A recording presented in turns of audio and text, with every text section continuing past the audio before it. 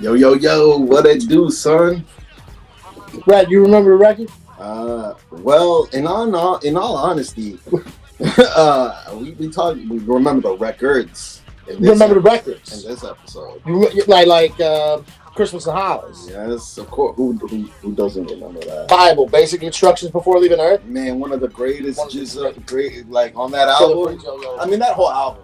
But that's one of the greatest songs. We getting in that, man. What about Players Ball, Outcast? Of course, man. That goes back to the old school. I mean, not as old school as Run, but it goes back. Christmas OG. OG. Yeah. But what about that kind of like updated version of Reverend Run? Santa Baby? Oh, God. You got like Mason M on it. The diddler. Oh, my God. The diddler. Yeah. We're going to have to bring him up a few times today. Yo, what up, Cornerstoners? My name is Johnny Warbucks, and I am here once again with Commissioner Cop Red. This is our 30th installment. It's milestone. Damn. Remember the record. So today we are talking about the holiday classics, Christmas in Hollis, basic instructions before leaving Earth, but Players Ball and Santa Baby with the Christmas Hip Hop All Stars. I don't know. But before we talk about any of that, we do need to do a little housekeeping over here to give them even more reasons to keep trying to steal our podcast money and give a couple of quick shout outs. You know what I gotta do. Go ahead. Yeah, you handle it. So remember, please follow us on Remember the Record at Remember the Record on Instagram. Leave comments there on or on our other social media pages. If you have any questions or comments that you would like to hear read on future shows, please do follow us on Remember the Record podcast on your favorite streaming platform. We need help seeing more followers, comments, ratings, reviews on those platforms. Please do so if you haven't already. And if you like this content and want to see more of it. And of course, follow us at the Rapper's Corner. And all our streaming places. All the streaming sites on YouTube, Facebook, Instagram, X, TikTok. We're everywhere. We're doing it. We got even as artists as well. Spotify, Apple. Yeah. Johnny Warbucks on Spotify. Crucial Playlist. Kalishnikov Red music everywhere. Johnny Warbucks music on Bandcamp. So Puff a lot everywhere. My mans, we everywhere. We're trying to dominate. It's like that intro with Boo. We trying to let me speak on it. In 5 years, we dominate with the whole squad, the whole team. That was Ray, right? Yeah. Chef always cooking us some marvelous shit. Speaking of which, we're gonna talk a little bit about. This is our last episode of the year. We want to say, happy holidays to everybody. What a happy year. New Year. What a year it's been. What a year. A lot of great music, a lot of great episodes for y'all, but we've had personal highs and lows during this entire process. Even general highs and lows with the missing passing of, Chino XL and industry-wide too, man. Other rappers out there. Man, there's been a lot of losses this year, man. It's been a lot of loss. And of course for those who are celebrating these holidays this season alone, or after experiencing a loss, or are in the process of dealing with or coping with losses, we are thinking about y'all. We love y'all. Pray for y'all, all of it, the whole 9 yards. It's all positive. It's a hard thing, man. I think we eventually all go through this. Yeah, eventually, we end up losing. Particularly us, when heads were remembering the record. From back in the day. Yeah, see my little guy. You can't see it right here. No, he's glowing. That's a dope little silhouette, though. Yeah, it's cool. Man, R.I.P.G. R.I.P. to all the people we've lost, and we're looking forward to the New Year's and new episodes and new beginnings and new friendships and rekindling old friendships, just maintaining like that positive outcome, because we're gonna go through some hard shit. I'm telling you right now, we will. But it's important to keep the balance and not get lost in the hard shit. So find the serenity, y'all. Serenity now for everybody. Woo-ha, whatever.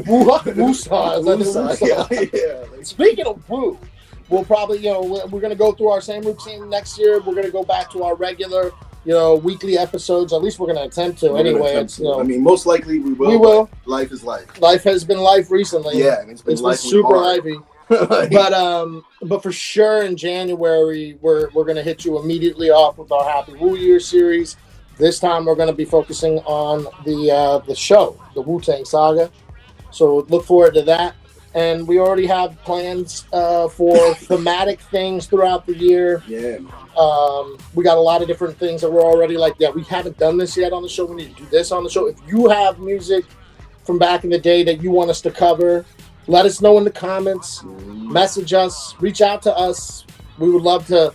We'd love to do something. We know old school, but we don't know all of it. I mean, that's the beauty. I mean, a lot of this series for us has also been kind of rediscovering. Yeah. Stuff that we were like, yeah, I heard that. Chris Ross was studying that tape. A treat, man. Chris Ross was a treat. The Fresh Prince. That was a treat. That was. I learned so much with Rock. Changed my perspective and all that stuff. Yo, yeah, man. And then of course just gushing over the ones we do love, Psycho Realm and all of them. You know, it's been really, really dope. Holiday season. I forgot. Yo, shout out once again to my homie Necro hooking us up. With some comments after our podcast episode. If you guys want some Necro merch, he did hook us up with a special code for y'all. It's Jesus Saves 10. Jesus Saves 10 over at necrohiphop.com. You go to the store and you type that into the promo code.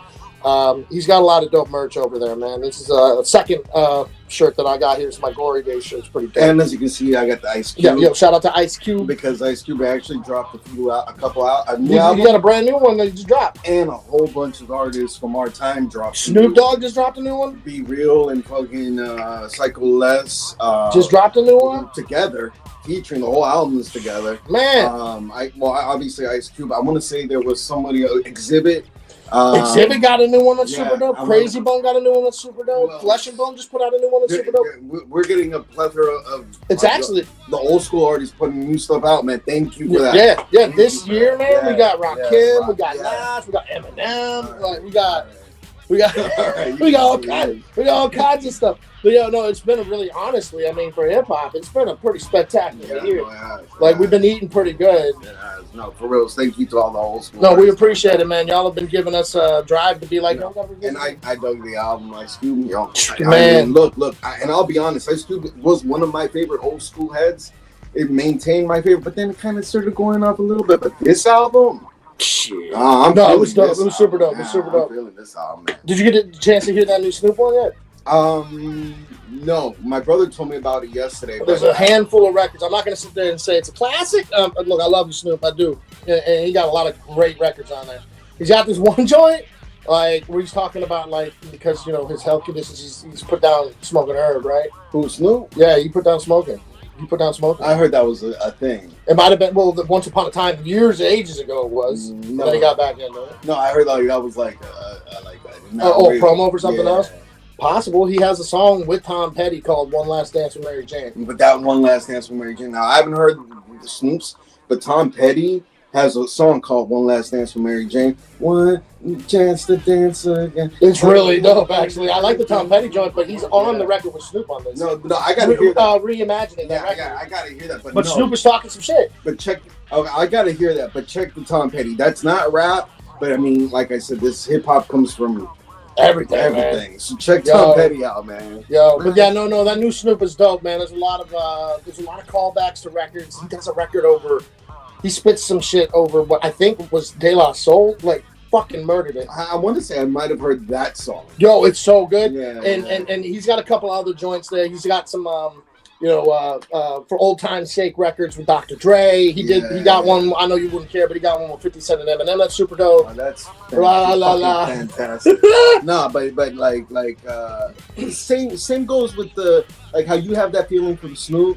I have the feeling for the Be Real. Now, not that it was a bad album. It's just something that actually I haven't heard that yet either. It's different than what you expect Be Real to get down on, and it's different than what you expect Psycho Les to get down on. It's like both of them came with a new project, a new persona, new everything. But the flows, I gotta give it to them. I gotta give it to them. But that's what I'm saying. Even though with that Snoop record, the one single is called Thank You, and I think that's definitely, it feels like a revisit to a Pharrell record. It sounds like a Pharrell record. I don't know if he's the one that did it or Dre did that.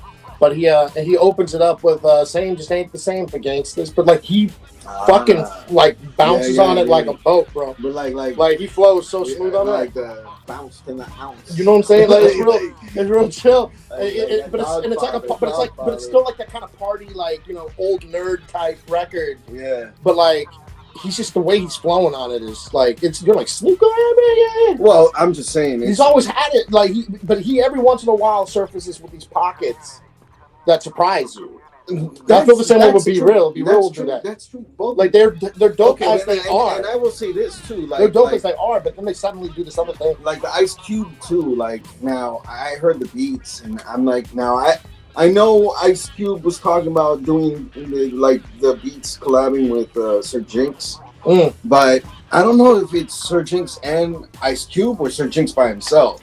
But these beats are very different than what you would expect Ice Cube to flow on.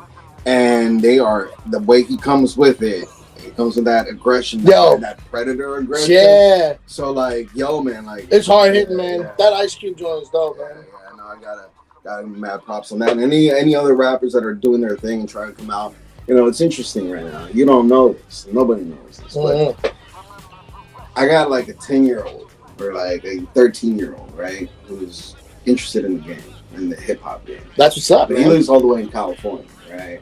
And he works in the fields with his mom because he's like an immigrant, and like the mom like picks the tomatoes or whatever, and then like the trash that's left over, this kid would pick up the trash and put it in bags. And this is what he does every day. And he goes to school, and he's only like 13, 14. Damn. So in one of his videos on TikTok, he was like, one of my dreams is to be a rapper. Right? So I wrote up, I was like, yo, man, I make beats, right? Like, I could hook you up for free. You know, just helping you out with your dream. And he hits me up. And, you know, I hooked him up with some beats. Yo, that's vicious. Of course, you know, he's got a whole process of learning.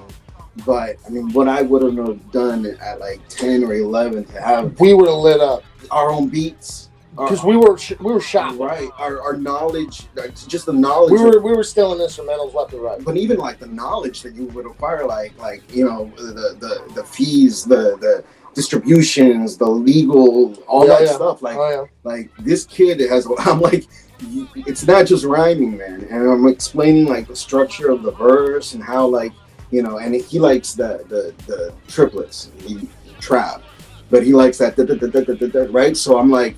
But he can't put the rhymes on the right locations on the verse. So I'm like mentoring him. Oh, there you go, man. Yeah, so you know, doing the hip hop thing, man. Just, you know, this is the life that KRS One. What do you say? Hip hop ain't no. It's not like what you hear on the radio. It's the way you walk. Yeah. It's how you dress, how you talk. It's like the way you live your life. Like that's hip hop. You know what I mean? So if I can spread and help the youths, man, and this is what the Rappers Corner. And remember the work is all about, man. Bringing back hip-hop to the new generation and for the old generation. Man. Building the next one. Anyways, go on with the thing, man. Yo, let's do the holiday shout-outs, man. We only, you know, it's holiday season, so we only got, like, legit, like, 2 comments, you know, to read off for the show today. I mean, it's holidays. Holiday season, man. It's all love. But we did ask our people on social media, you know, if they remember the record, you know. And what was funny is an old homie of mine. Shout out to Ashley Monroe. We used to work together. She got this joint. She says she's talking about Christmas in Hollis, right? So all she writes, she's not even really talking about the song, just the fact that like this is how like prevalent this is today, right? So she's like that episode of Abbott Elementary where the teachers got down to Christmas in Hollis and the kids were side eyeing. So like it's ridiculous. It's good. This is like done in the style of I've never seen this show, this Abbott Elementary. I've never seen it, but I saw the commercial. But like, so like, yo, it's what is it? So they're like in gym and they're practicing a routine. I don't know if that's for like drill, cheer, or what, right? Step, right?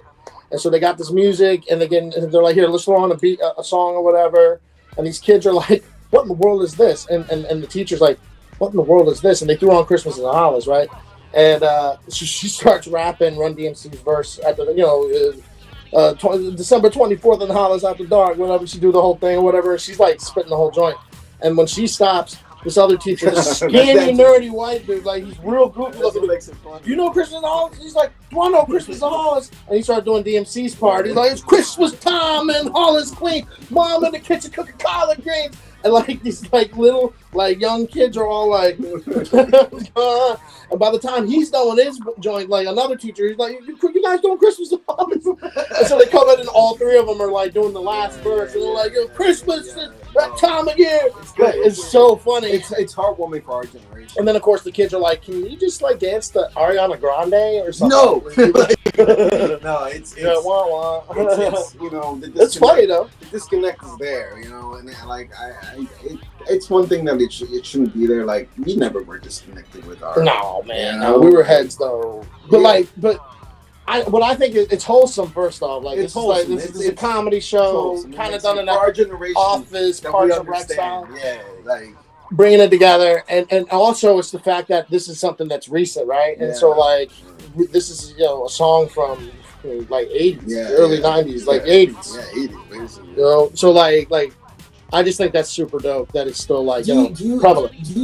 I sometimes I wonder. I'm like, Run DMC in the 80s didn't sound like the rest of the 80s Hip hop stuff. No, just music. Period. It was something new, man. Like, yeah, I mean, but like hip hop still had like feels of like disco and stuff that was connected. But like Run DMC was just they figured out how to infuse rock and roll, and commercialize the stamp on it. Yeah, but that's what did it. It seemed very. It was different. Very different. I mean, because the rock was not even rock. It was just hard. It's like, disco, funk, like guitar riffs, that kind of thing. But they were doing they were doing boom bap, rock. It's higher. Yeah, it's you know like what I'm saying? Suck MC, and it's just like the echo and the callbacks and the outfits and like everything. They packaged it. You know, we're gonna get in it on them. Yeah, it's. I have a weird relation with like Run DMC. Okay. A lot of people do, but like we're gonna get into it. We will talk about it. We haven't gotten into we haven't got the stats yet. Go ahead. I do want to give another shout out to the homie Skits and Gravy.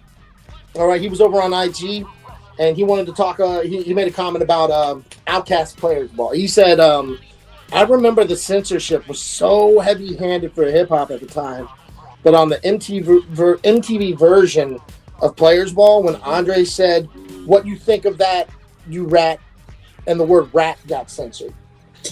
Yo, Gravy, that's kind of wild, bro, because like I do remember like sometimes it would be like the context, and it was the hip hop artists that were being censored. Yeah, it wasn't. Like curse words you couldn't say anything. Like even Hell and Damn were being censored. Like they weren't allowing anything through. But like subject matter, like if you use like I mean think back to like the Doors, like Light My Fire. Yeah. We couldn't get much higher. Yeah. They were like, you can't say that on the radio. So censorship. But like with MTV, they seem to be like targeting hip hop artists. You know, it's just crazy because like you have that censorship and then you have MTV, but then you have like in our time, like when we were listening to the radio, I felt like there was no censorship. It started to loosen up like late 90s, early 2000s. But then it came back with the censorship. They were selecting things. It was because like I remember like G Thing was on the radio. I mean, it didn't have the cuss words, but they were like with my Gammy kick blasting it like. No, you're right. Like, didn't they censor gin or? I mean, just the fact that gin and juice would be on the radio. I'm trying to think, like even on the hook, right? Instead of smoking Endo, they were rolling down the street smoking. No, they wouldn't even say smoking. They'd just be like they stopped that, and then they're like sipping on gin and juice. I remember hearing that on the videos. But no, there was censorship with the cuss words, but the topic. It's weird, man, because like you have G Thing, which is pretty hardcore. You have Dre Day, which is pretty hardcore, and you have like Cream, which is pretty hardcore videos. Even Ice Cube hardcore videos. So it's like the why were they choosing these things, man? The things, but then they would allow like I'll blast you with my jammy. Yeah, right. Like from here to. Don't say Miami, that's offensive. But you can blast them. yeah. Yo, censorship even today is, and it's prevalent today. now we're just in a different world about it. Yeah. Like, hey, instead of it being like, oh, you can't say that on the radio because it's dirty or vulgar. Here's all the dirty and vulgar, but don't listen to the educated shit. Don't listen to KRS. Don't listen to that press. It's censoring information, but it's also like, well, this is it's a touchy subject. Mm-hmm. It's touchy. Try not to mention it. Mm-hmm. So don't even mention it in your. But if you do, we're gonna bleep it out. I mean, but look at the numbers of Cardi B and look at the numbers of Stickman. I know, it's fucking crazy. I know. It is what it is, bro. But that's what it is right there, guys. So we appreciate the support from everybody. And once again, if you ever want to leave a comment, drop it down right here, and we're gonna definitely share it. If we rock with it, we're gonna share it on the episode. No, of course we're gonna rock. So we love you guys for commenting today. We're gonna go into the stats, and since there's 4 of them, we're gonna kind of do bullet round stats. All right. So we're gonna start off by just kind of naming off name of the album or the song, the record. Release date, label, that kind of thing. Right? Stats. We're doing. It's time for the stats. So here we go. Christmas in Hollis by Run DMC, released November 25th, 1987, on A Very Special Christmas by A&M Records, produced by Rick Rubin. Bible, Basic Instructions Before Leaving Earth. Dope record by Killah Priest, was basically like a hidden final record on GZA's Liquid Swords album. Just for him. And only Killah Priest on it. GZA's not on it at all. And later on, it does show up on his solo project, Heavy Mental, which is a classic. But on the Liquid Swords, it was released November 7th, 1995. Geffen Records. It was produced by RZA. Expected. All right. Outcasts, Players Ball. Well, no, I was just gonna say expected RZA, but there's always mathematics. Oh yeah, nobody expects. Like nobody. No disrespect to mathematics, because he did hold it down a lot of it. He held down a lot of it. But Players Ball, the Christmas version, Outcast, that was a LaFace Family Christmas, November 19th, 1993. It was a Christmas compilation for the LaFace record label that they were on. This was produced by Organized Noise. And then we're going to be doing Santa Baby. That's Reverend Run, Salt and Pepper. Like a conglomerate of different hip hop. I think they called it literally like the Holiday Hip Hop All Stars. But it's Reverend Run, it's Salt and Pepper, it's Diddy and Mace, it's Snoop, it's Onyx, it's Keith Murray, off of A Very Special Christmas, just like Christmas in Hollis. But this was the third installment of this that they did September 23rd, 1997. A&M Records, produced by Wyclef. Oh, interesting. We'll get to an understanding of that here in a moment, because we got to talk about the sample. Sample time, right? So Christmas in Hollis first, right? That main instrumental is a slower pitched loop from the 1968 Soul Christmas record, Backdoor Santa, by Clarence Carter. I haven't heard that. How awesome is that, dude? I had no idea that's where that came from, but when you hear it, it's that record. It's 100% that record. So throughout the song, you'll also hear instrumental reimaginings of like classic Christmas songs, like 1971's "Joy to the World." You hear that, right? They like rap and sing or something like that. Yeah. I'm trying to remember, because it's like in between the beats, right? It's like a bridge. And you hear the "Joy to the World." That's Isaac Watts, 1950. You got wait a minute, 1950s, and then Frosty Snowman by Gene Autry, and 1957's Jingle Bells, One Horse Open Sleigh by James Pierpoint. 1857 is when that song was written. Interesting. 1857, bro. I mean, hey, you got a sample. Yeah, man. What is it? It beats the time out. What is that called? Like what you call it? What is it called, man? Where you get the copyright? Like at one point, it dies. Statute of limitations. Yeah. See, that's that legal shit that I was talking about. Yeah, man, come on. Cali, wake up.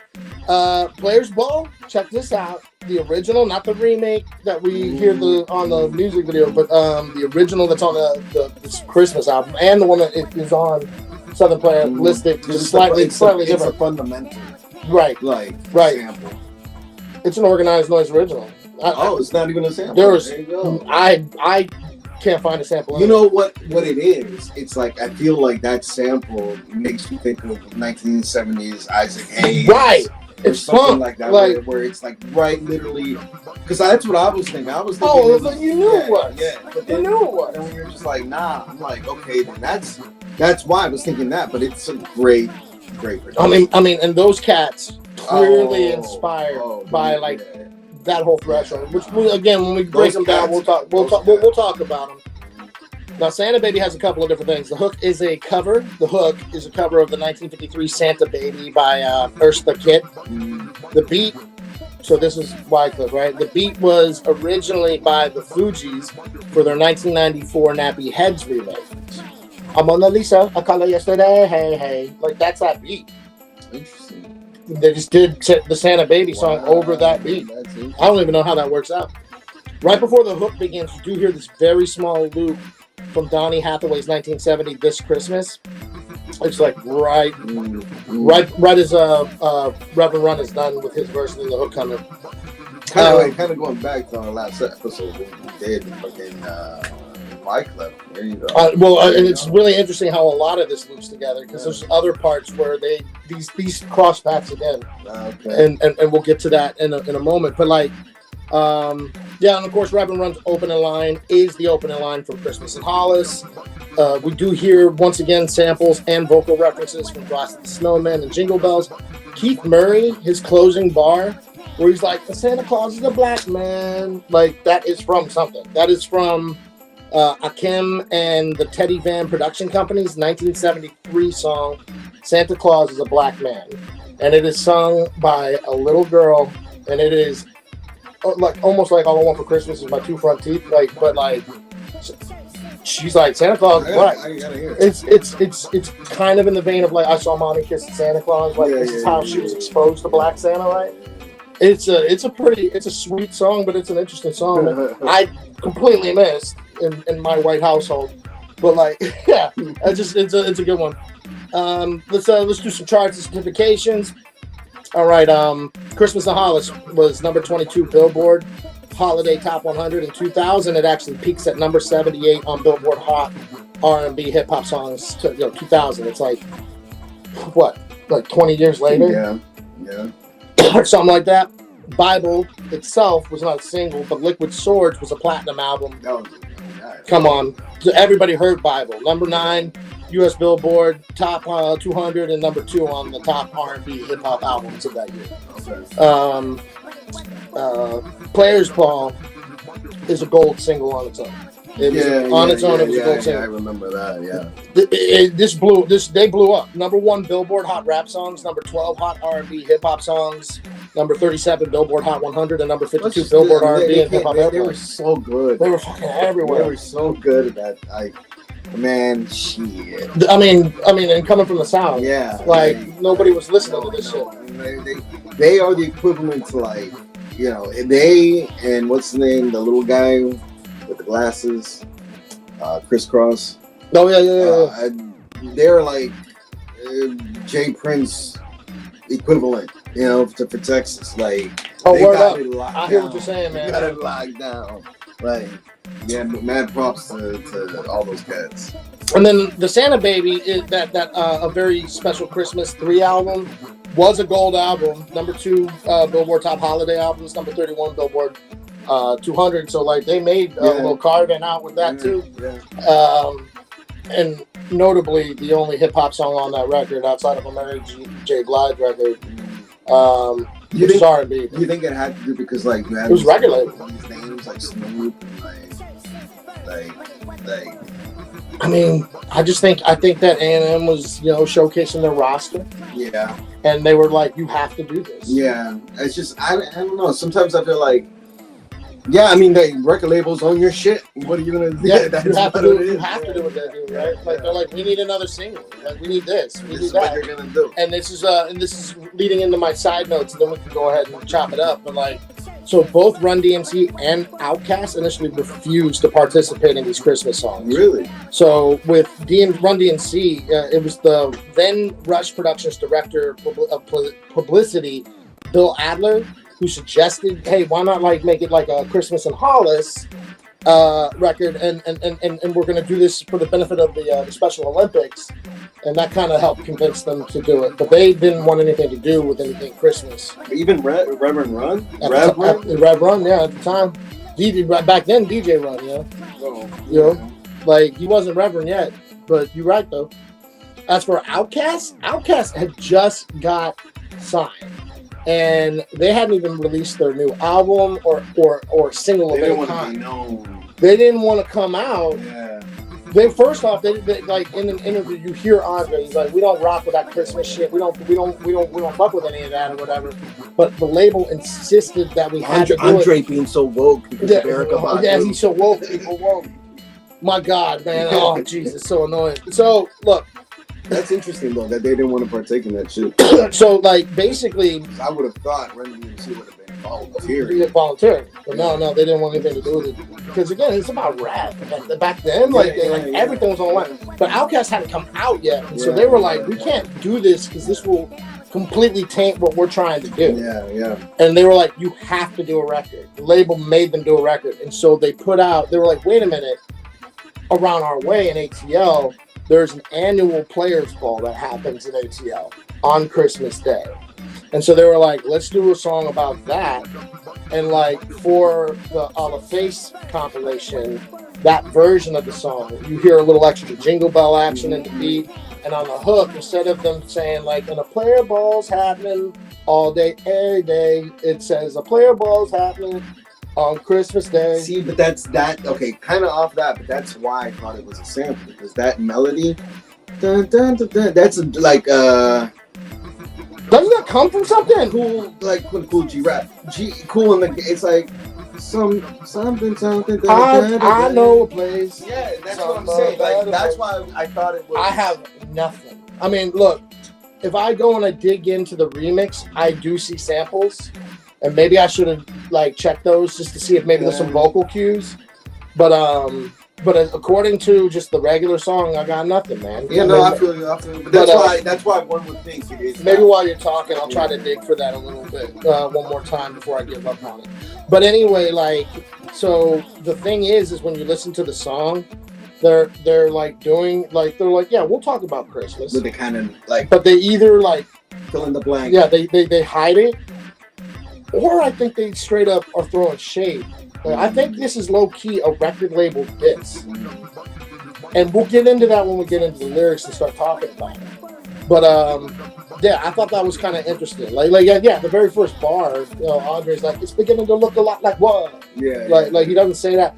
But there's these other lines where it sounds like straight up and down. Yeah, he's kind of being like, you want me to do this? Yeah. Like, I'm going to do that. I'm not going to do that. Yeah. I'm going to do it like this instead. And it's almost, it definitely sounds a little bit like this is a diss record, which I think is kind of interesting. All right. And then the only other side note I want to shout out is that Santa Baby's Hook is sung by Justine Simmons, which is Reverend Run's wife. Okay, yeah. All right. We were like, wait, is he related to Quincy or Simmons? And then we had to. Yeah, Simmons. Yeah, Russell Simmons is Reverend's brother. Quincy is the other. Affiliate. Mogul. Yeah, just another mogul that's down the rocks. From here, bro, let's talk about it. All right, so which one do you want to start with? First of all, I want to go in order. Hush up here. First of all, say something. First of all, rest in peace to my man's Jam Master Jay from Run DMC. It's a big loss, man. A big ass loss. That was like, but at the same time, we shouldn't. Decisions were made that led to those things, and it's a sad outcome. Such a legacy group. It's a legacy group, and it's kind of like it's like a Will Smith-esque vibe to them, like a wholesomeness. Yeah, you know what I mean. Like, and out of everybody, I feel like that shouldn't have happened to that. That group and, Jam Master Jay and all that, but it is what it is, and rest in peace. Now, going to the whole thing, Run DMC, all right, the Christmas, the Christmas general thing.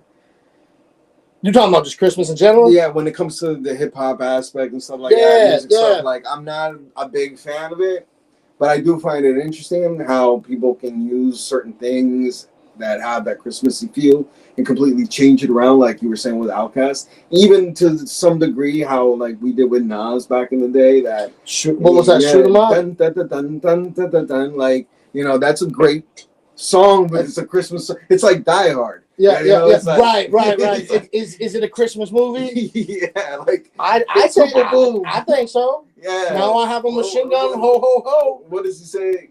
I forget. Where we probably the very first place I heard Christmas in Hollis, bro. Like, and then so can you put on some Christmas music? This is Christmas music, man. So then like shout out to that driver. You know, my cousins they live from Jamaica, Queens, and Jamaica is like 12 minutes away from Hollis, Queens, and like I would spend like summers over there.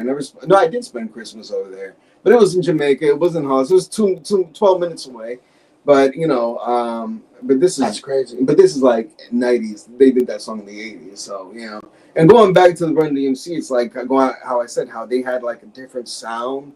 A lot of the 80s sound was synthesizers. Even in rock, like Twisted Sister you had the synthesizer and all that. Absolutely, man. Run DMC had like no synthesizers. That's right. Like you had. It really was. It was the boom bap and the rock. Yeah. Like you had like what's his name, Curtis Blow, full of synthesizers. Oh yeah. Grandmaster African Bambaataa, full of synthesizers. Nothing but. So you're like, all right, well, you know, like that kind of separated Run DMC. And I say I have a love-hate relationship with Run DMC because it's not like I dislike what they are or what they stand for, but there's just something about them being. And for like in one way, I'm like, yeah, it's good.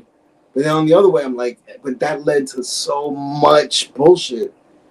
The commercialization of hip hop. Now, again, so many beautiful things came from it. I get it. But so much more bullshit came with it. And it's like, you know what? It's the double-edged sword. It is. It's extreme. And it's also the monkey's paw. Be careful what you wish for. Yeah. Do we really want this thing to be in a small box in this boroughs forever?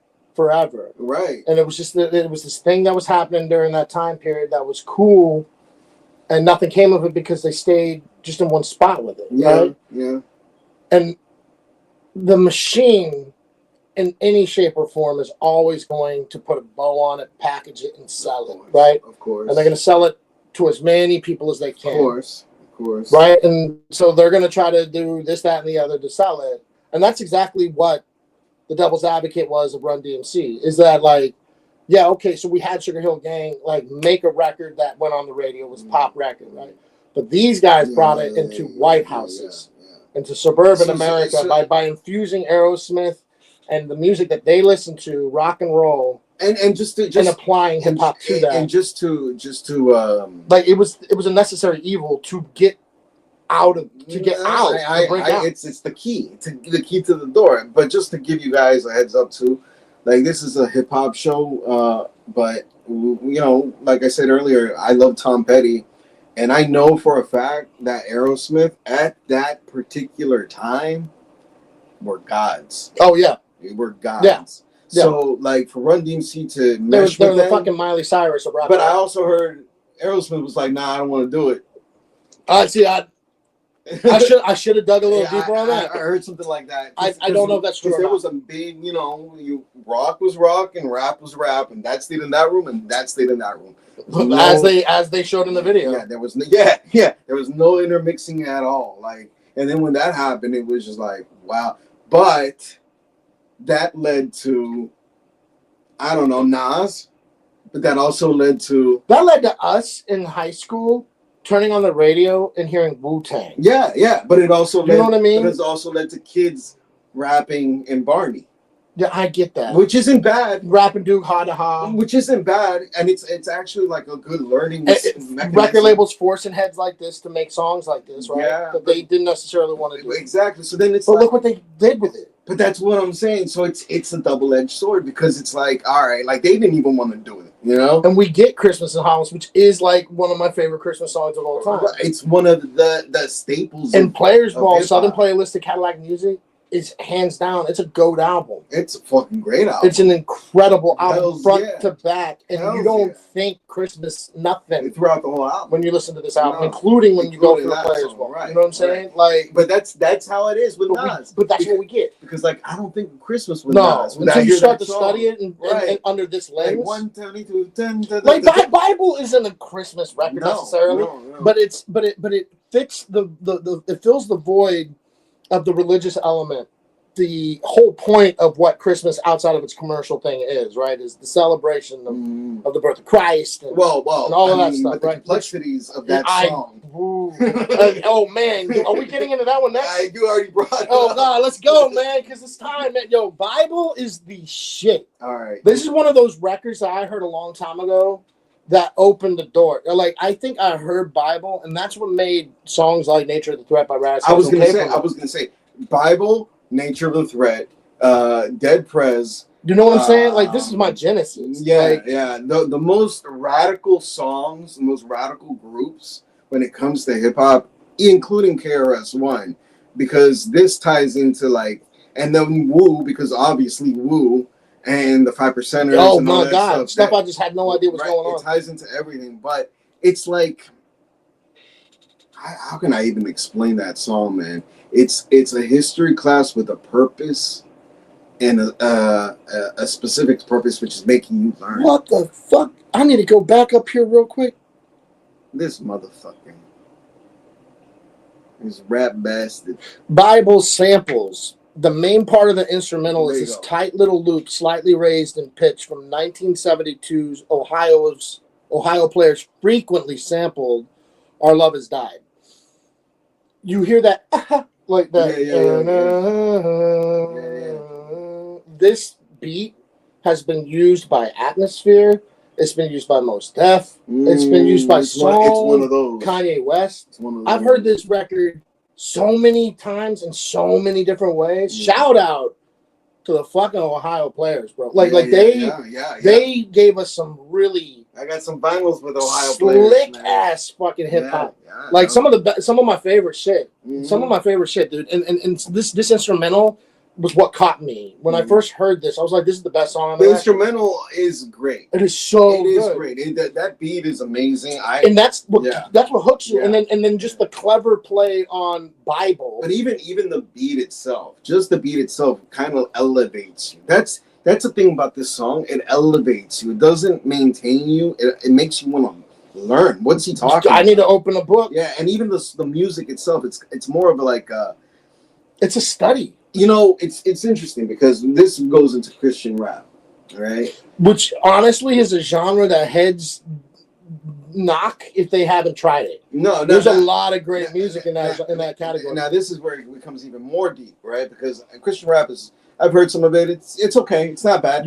But when people are surprised that I would say I would listen to Christian music, but when I listen to Christian music, it's like the Eastern Orthodox chants. Oh man! And those elevate. I understand. That's what I'm saying. So it's kind of the same like feel I get when I hear Bible, because it's not the frequency of that beat makes you just want to reach higher.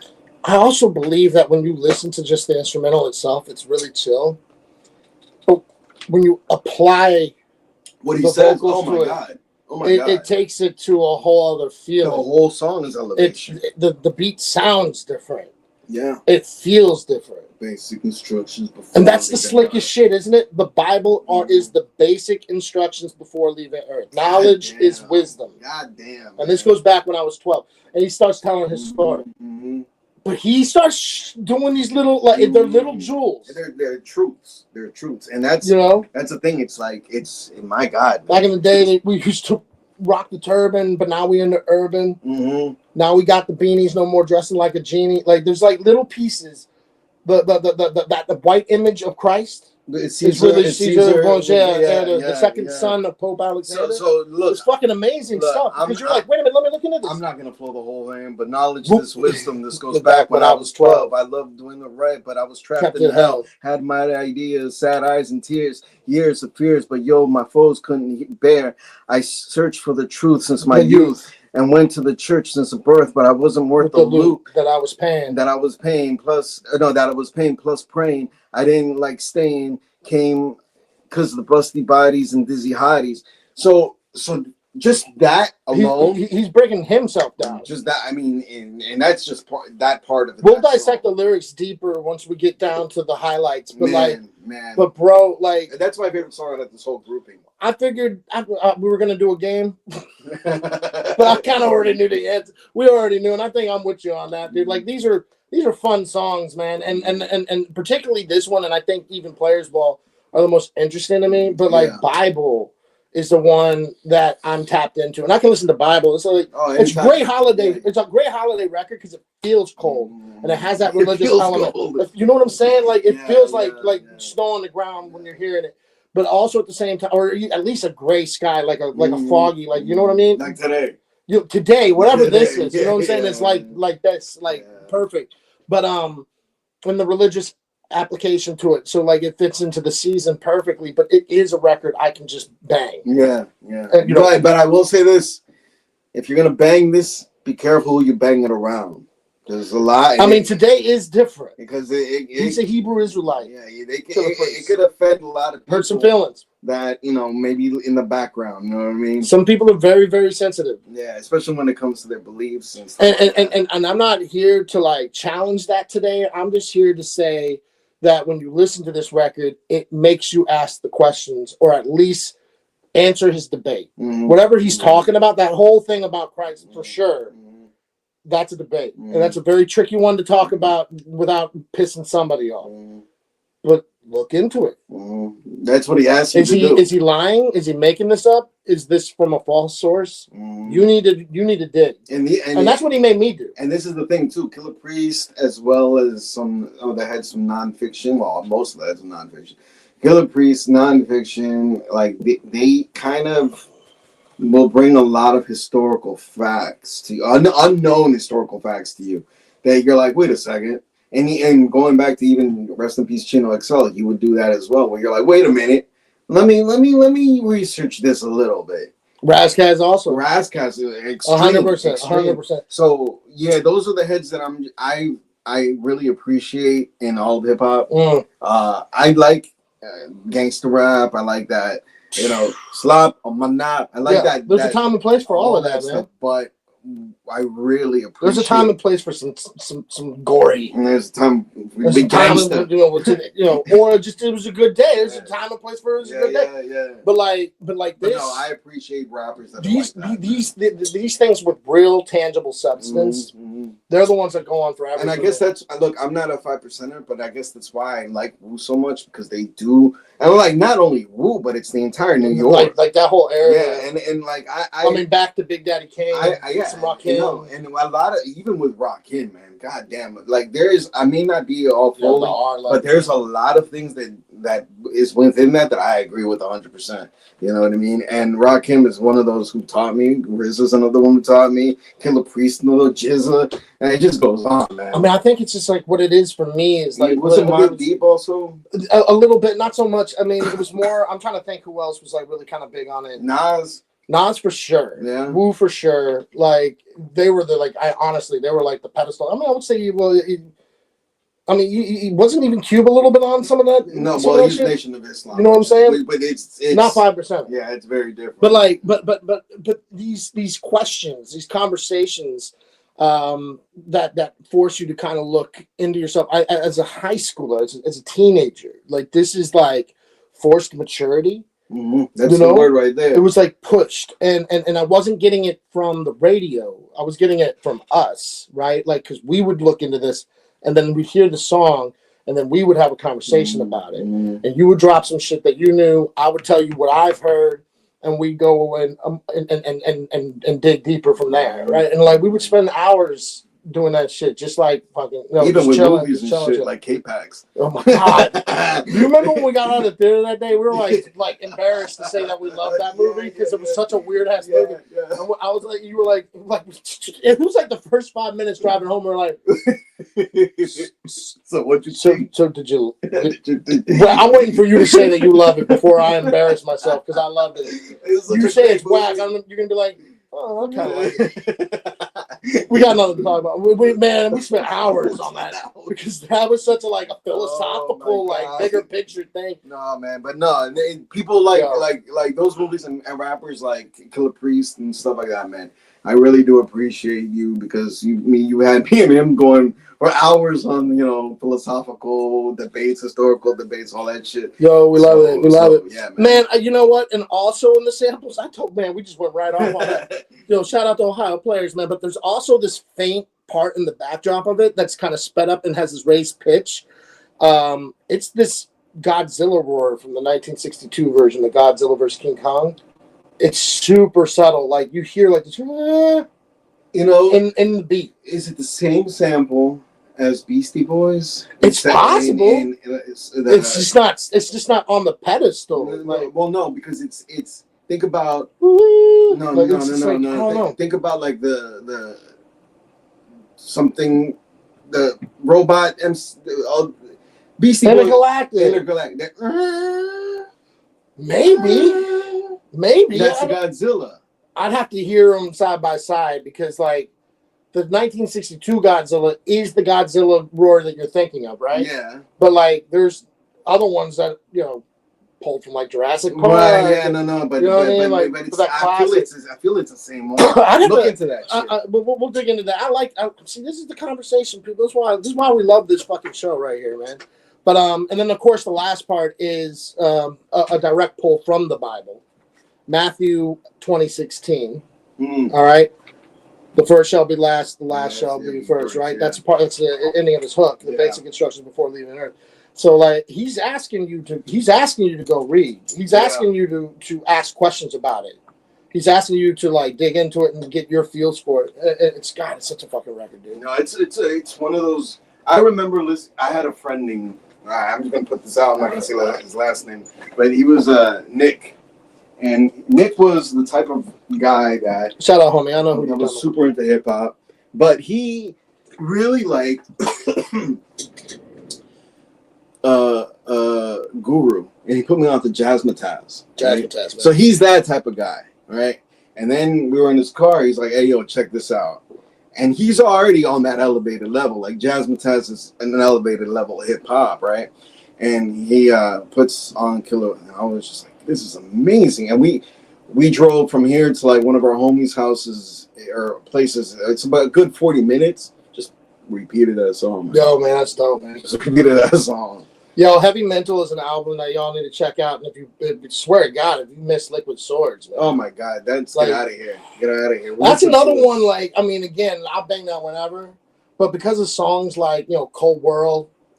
Super perfect for this time of year, man. If it's snowing outside, it's nighttime, driving around, living in the cold world. Yeah, man, that one hits hard. But, for me, it's always and the feds rush them coming through U.S. Customs. Man, that's my joint. Man, I know when we get to the game, some of this stuff is going to be kind of I know. Yeah. You know what I mean? There's something going down at the Spark Steakhouse. Yo, so good. Yeah. Let's try to keep it moving and talk Players Ball Outcast real quick a little bit. Players Ball is such a, that, like I said, that production, I'm so surprised it wasn't a sample. It definitely has that. See, that's what it is. I'm a shooting star. I'm a shining star. You know who you are. That's what it is.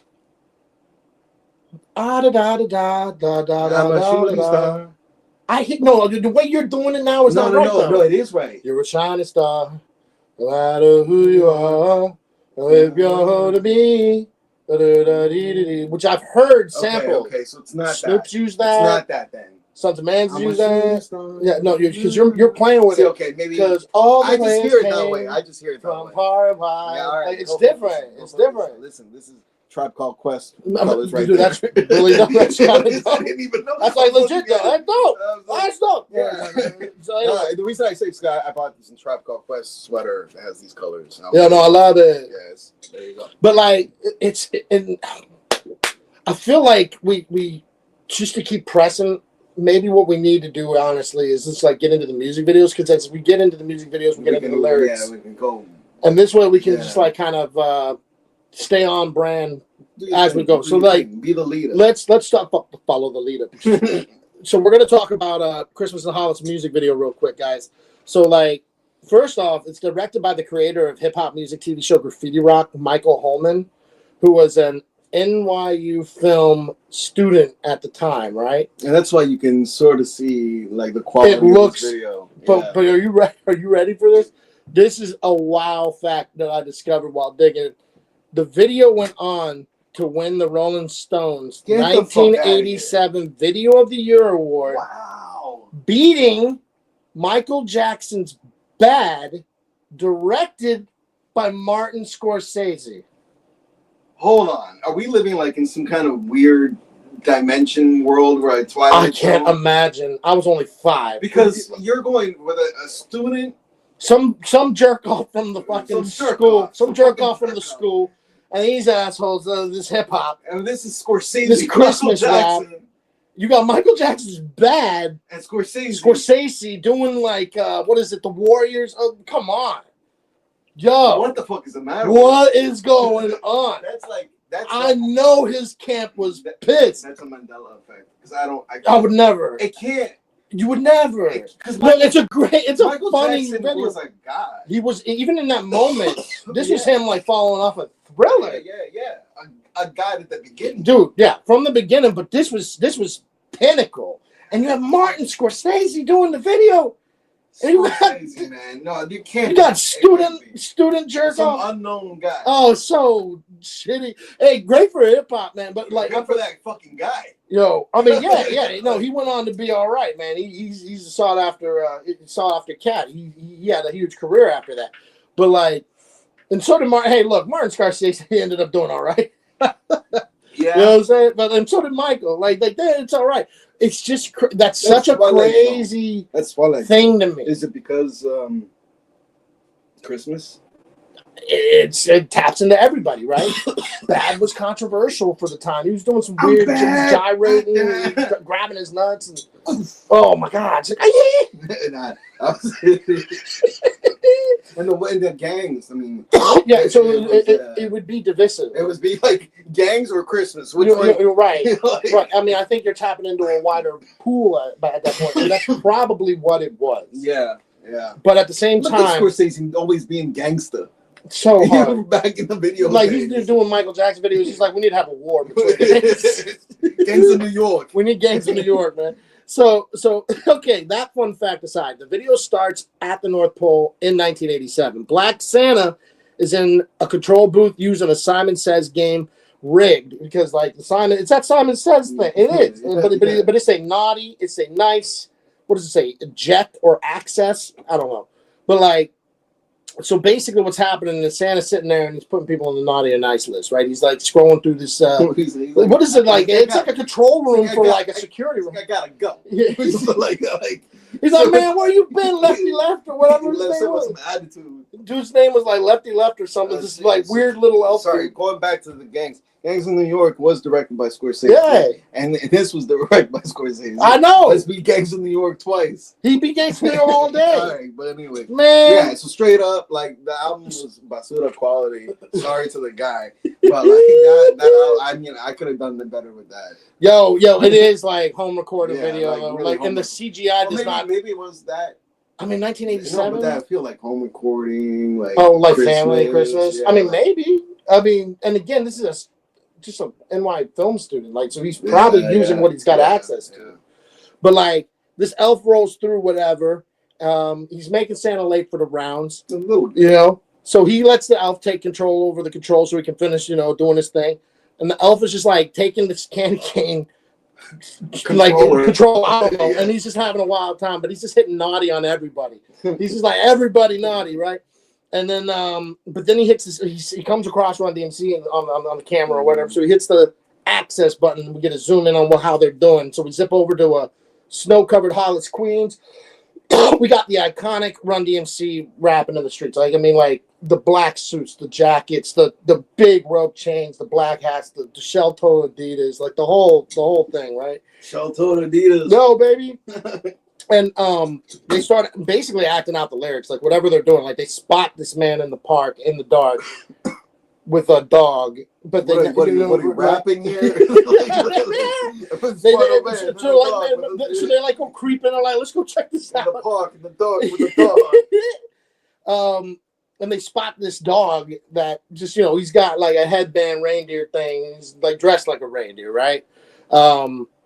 We get some really dated CGI, like really bad CGI. Oh, bad. Run picks up this big wallet, right? And the wallet is it's like over the top size wallet. The license says Santa Claus on it. Remember at the very beginning when we were watching it, I was like, yeah, you're like, this is really Christmas. I was like, yeah, like cartoony Christmas. It's very cartoony. Yeah. I mean, and another part too, so when he goes and gets his wallet, like he goes and starts thinking about like this, like the boat and the car that he can get, and he's like, man, I'm gonna get these things. He's like, no, I got to do the right thing. And so Run's like, I'm gonna go and mail the wallet back to Santa. Just the mailbox right there, like classic blue, like on the street mailbox. He open, throw in the thing. By the time he gets home, boom, like he gets hooked up by Santa. So like he gets back home and he sees under his tree, a big bag of cash. And when I say like a big bag of cash, I'm talking like Looney Tunes, like Acme, like it's a big round bag with the big dollar sign on it. Like it was a bag of cash. So he got hooked up by Santa. He gets put on the nice list. Hey.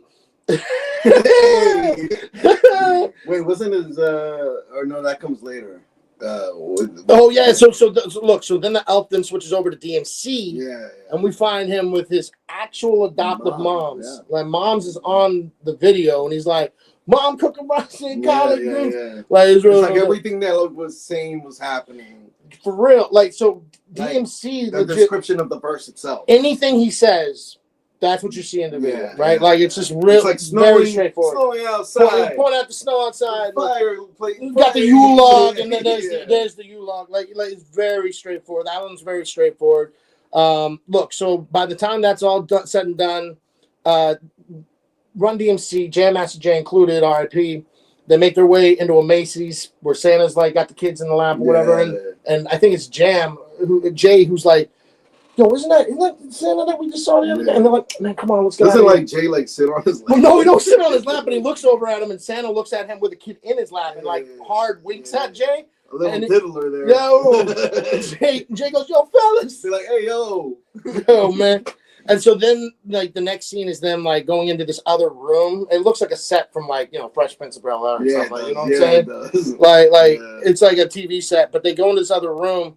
And there's like a big old message to Run DMC, Jay, Merry Christmas, and it's like a turntable set, with microphones, and they got they got the bows on, and they do their last joint. They start opening up presents and finding things like Shelter Adidas, black hats, big thick rope chains, and all this, and this elf. And I will say I like the style and the fashion of Run. I've always liked that. I've always been an Adidas person. Man, it's about. But this particular one, the jumpsuit jacket that they were wearing, I think it was black and the stripes were like red. Like red stripes, right? And I was like, that's cool. I'd rock that right now. Yeah, I would rock that right now. Really. Yo. And so at the ending of it, look, this elf, like, he gets jelly, and so he jets himself into their world, and he starts just, like, eating all the food, and he's opening presents, but then DMC's mom catches him and is like, you motherfucker, and, like, starts chasing him around with a broom, straight cartoon. You know what I mean? Like back and forth, like, really fast and all that. The video ends with the crew basically looking out of the window to see, there's Black Santa. He's flying through the night, and he's got a sleigh with the dog, with the reindeer thing flying. And we get that final security room TV screen, Run DMC, to all America. Something that kind of... it's wholesome. Something that kind of blanked both of us, because we just been through life, has been lifing us hard. Oh, man. I got to say, one of the greatest... This kind of is off script here, so Johnny Boy... I'm here with you. I'm here. One of the greatest hip-hop associated movies that has to do with Christmas is Friday Christmas. Friday after next, right? Or that is the next Friday. No, next Friday. It's Friday after next. I love that movie. I love that movie. Is that the one? I love with the Tupac thing. Yeah. Tupac is so Baby, you got it. if you need it. It's like, oh yeah, Pinky, motherfucker. R.I.P. Pinky, man. R.I.P. Pinky. Yo, that's one of one of our boys. Actually, like he just did a movie with that actor. Yo, that's right. He did the he ain't R.I.P. No, man, I'm messing up. That's right. That's what it was. But he did a movie with that actor, man. I think that's wild, dude. Mm-hmm. Yo, shout out, homie, man. He's always a bad guy. Of course, he's always a bad guy because he sounds greasy. He looks greasy, and he looks greasy. Like that's his whole. Like, say it one more time. Pinky. Like yo, it's so good. Yeah, no, that is. Yo, it's funny, man. I totally forgot about that. But that's a great movie. I'm sorry to leave. No. I'm wearing like an Ice Cube shirt. Like no, that's one of those movies that it's just life has been lifing us. But if you haven't seen that movie, that'd be a good one to watch this year, man. That one's funny, dude. It's funny, dude. That one's funny, dude. And yeah, Cat is like premiered. We're like top flight of tenant. No, top security, Craig. Top flight security, Craig. Oh my God! Yeah, taking his job a little too serious. Yo, man. Top flight security. Who's my man? Omar. No, not Omar. Epps. Mike Epps. Mike Epps. Always get him confused. How? Because Epps, Omar. I hear you. No, but he's actually Mike Epps. He's actually on the Ice Cube album. Yeah, I know. Yeah, on that one record, it's super dope. Yeah, man. He shows up on Now him and Cube got a. He showed up on Royce 5'9" and Eminem's duo album. Oh really? Yeah, like he's got a song called "I'm on Everything." I fucks with him, man. He did a stand-up where he's like, "I'm on." Everybody talking about what they on or whatever. Everybody's on something these days. I'm on everything. No, I guess he is because I didn't know he was on everything. That. And then they sampled that and like turned this into a beat, like a beat. He's like, nice. Cigarette, weed. It should be, I'm on everything. I'm on everything. It's actually a really dope track. No, I gotta check it out. I mean, at least the beat. For you, I fucks with him as a person. Yo, he's so dope, man. He's a funny motherfucker. He's a funny motherfucker, dude. So, Players Ball. All right, we got. For the music video, this is like 90s music video. Yeah. Like it's all the. But you know what it is? It's real easy to describe. But it is. It's not really telling like a full story as much as it's just a vibe. Hush your face. It is and it isn't because like it is a 90s beat and 90s song, 90s video, 90s all that shit. But what I've noticed is like the South at that time had a look, right? And it had like a way of making music videos as well. And it was like a mixture of like West Coast with the Cars. Oh yeah. And that kind of smoothness. But kind of like the ruggedness of East Coast.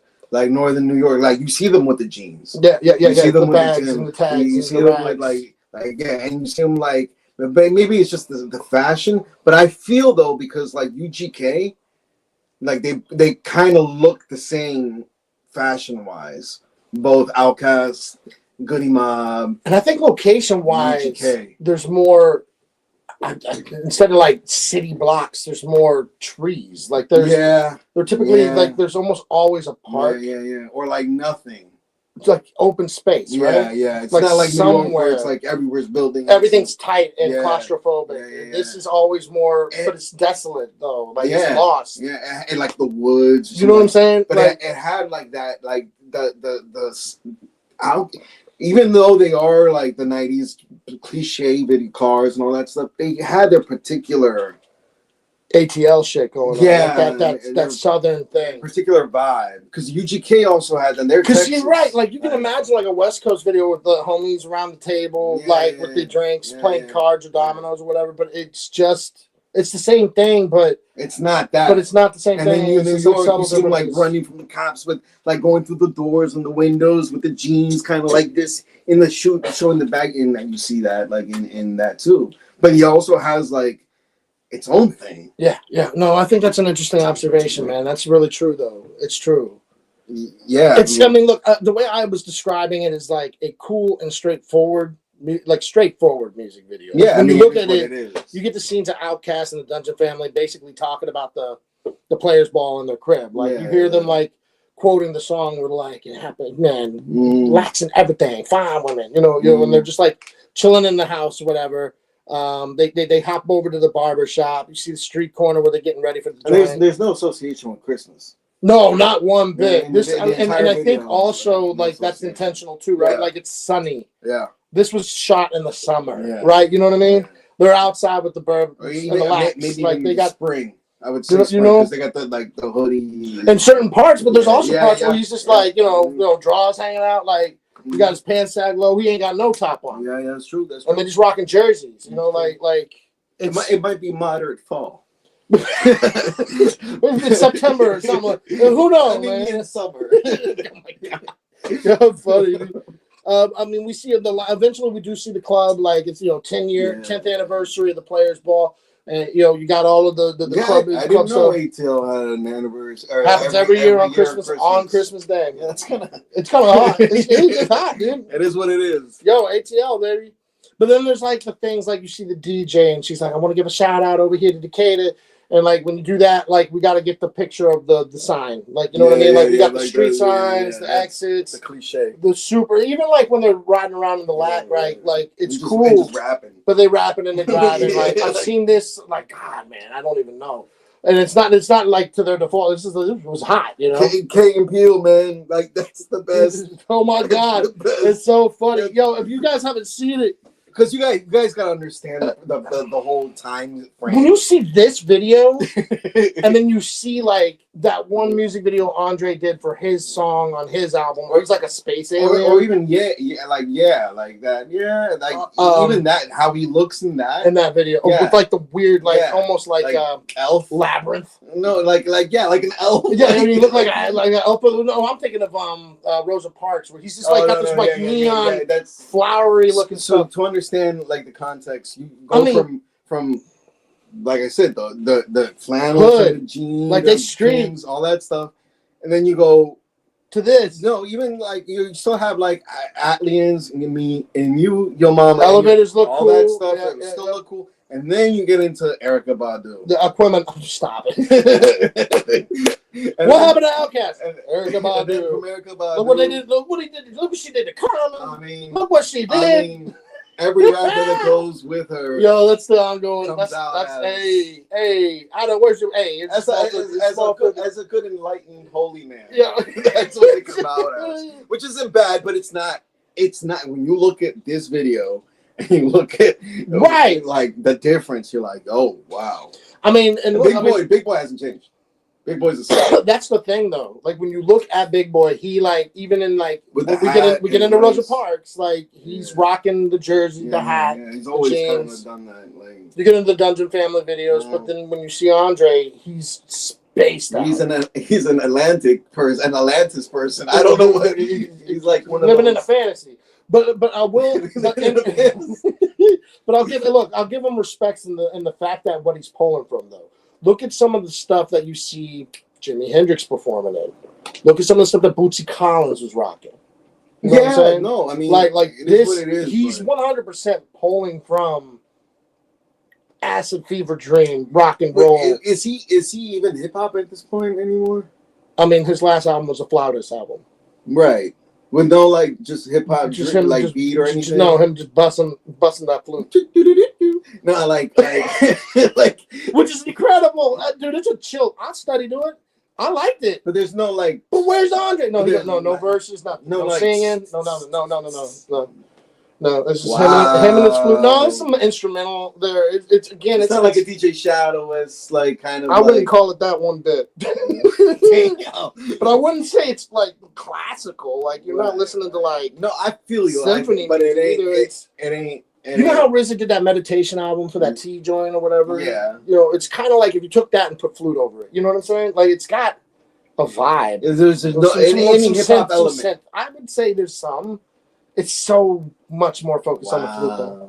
You know what I'm saying? And mad props to him. I mean, a musician is a musician. You know, the memes were like, Kenny G releases an album, and Kenny G released an album like weeks later, which was really funny. People were like, "Oh man, he battling." Look, listen, mad props to him as a musician.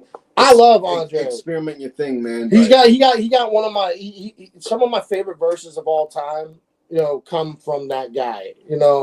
And when I first saw him, like I was like a Virginia Slims. Once good Slim ass cigarettes from Virginia. Yeah, he's so fucking chill with it. He is. No, I love particularly the older material for sure. But like, I mean, when I first got introduced to him, That's how I Rosa Parks, where he's got the weird spaced out neon you got glowing in the dark. them through Rosa Parks? Yo, the homie Kane, Yeah. like he was like super hyped because the new Outkast was coming out, and I said, "Who's that?" No. Who's that? I didn't know who Outkast was. So you had no aliens? I was late to the party. Ooh, my man. And so I watched, and now mind you, like at this time, I'm like hard into like Bone, like this stuff, right? Yeah. At 3-6, and so like the speed stuff, I'm checking for, right? And here Rosa Parks, and like just right off the bat, big boy, it's like, but the day is fast, life is going by. And what was different is it's not like the rapid fire thing that everybody else was doing. Like it was this bounce.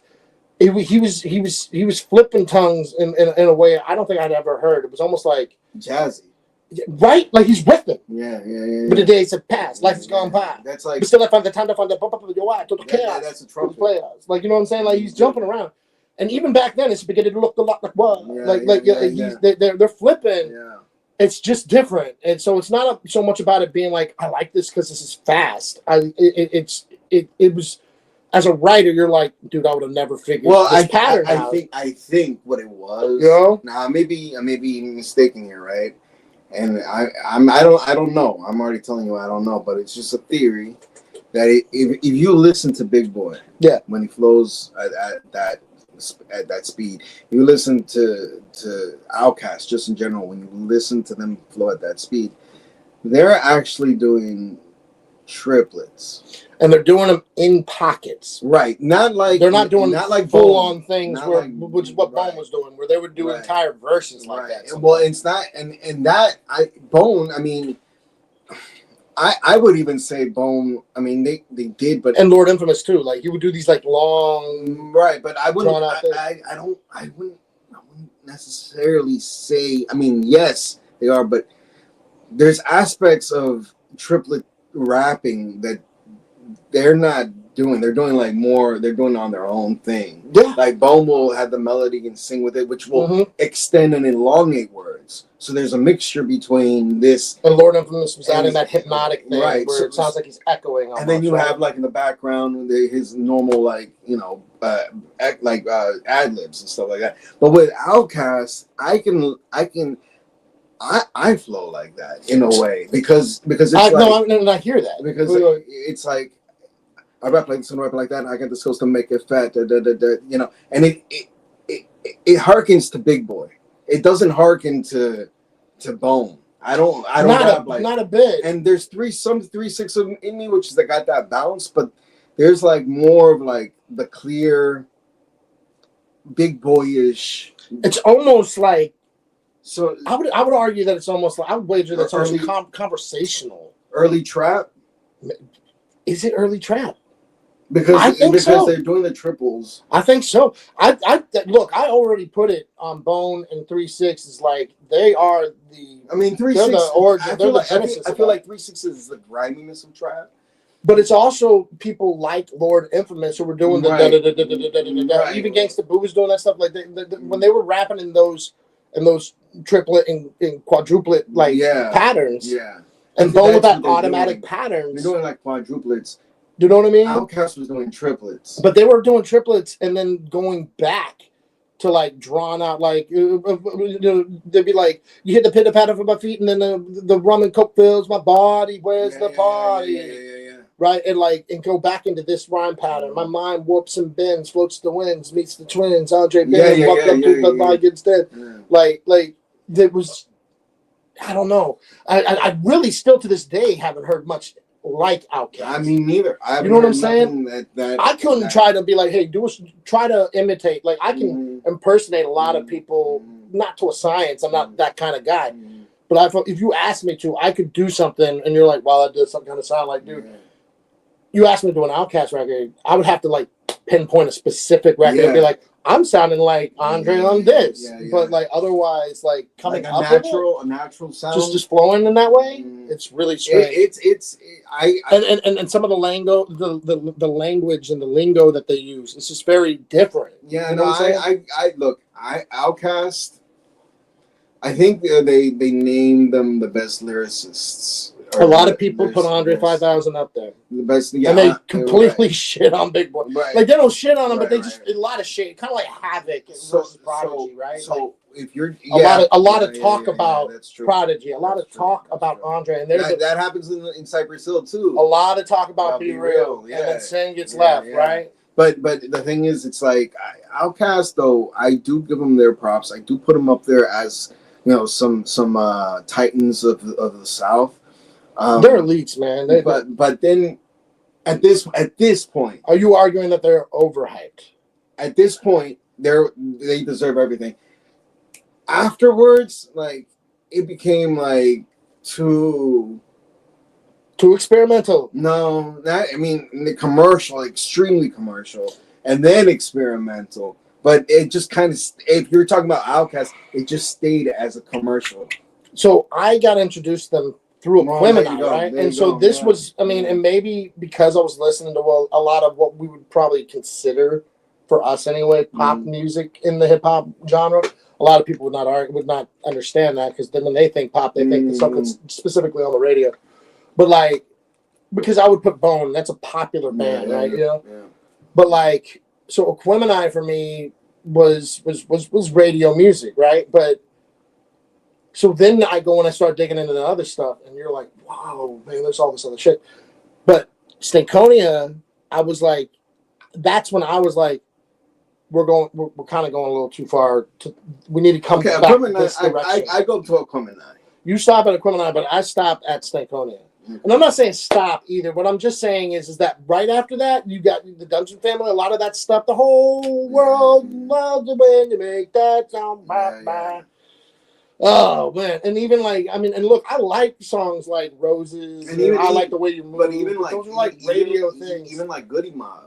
Like, started changing. Like almost immediately. That first album. Well, the second album I do like People Don't Dance No More. All they do is this. No, that beat is so dope. That was my first time hearing, can you believe it? That was my first time hearing CeeLo. Fuck out of here. My name is Sugar Low. I've been in it, but what more can I say? Mine is what's it? Well, actually, the first time is Get Up, Get Out. Yeah, that's the first time. That's so I hear my name is Sugar Low, and then I come to all y'all. Yeah. I don't recall graduating at all. Yeah. Oh my God. I got something to y'all. Yeah, man.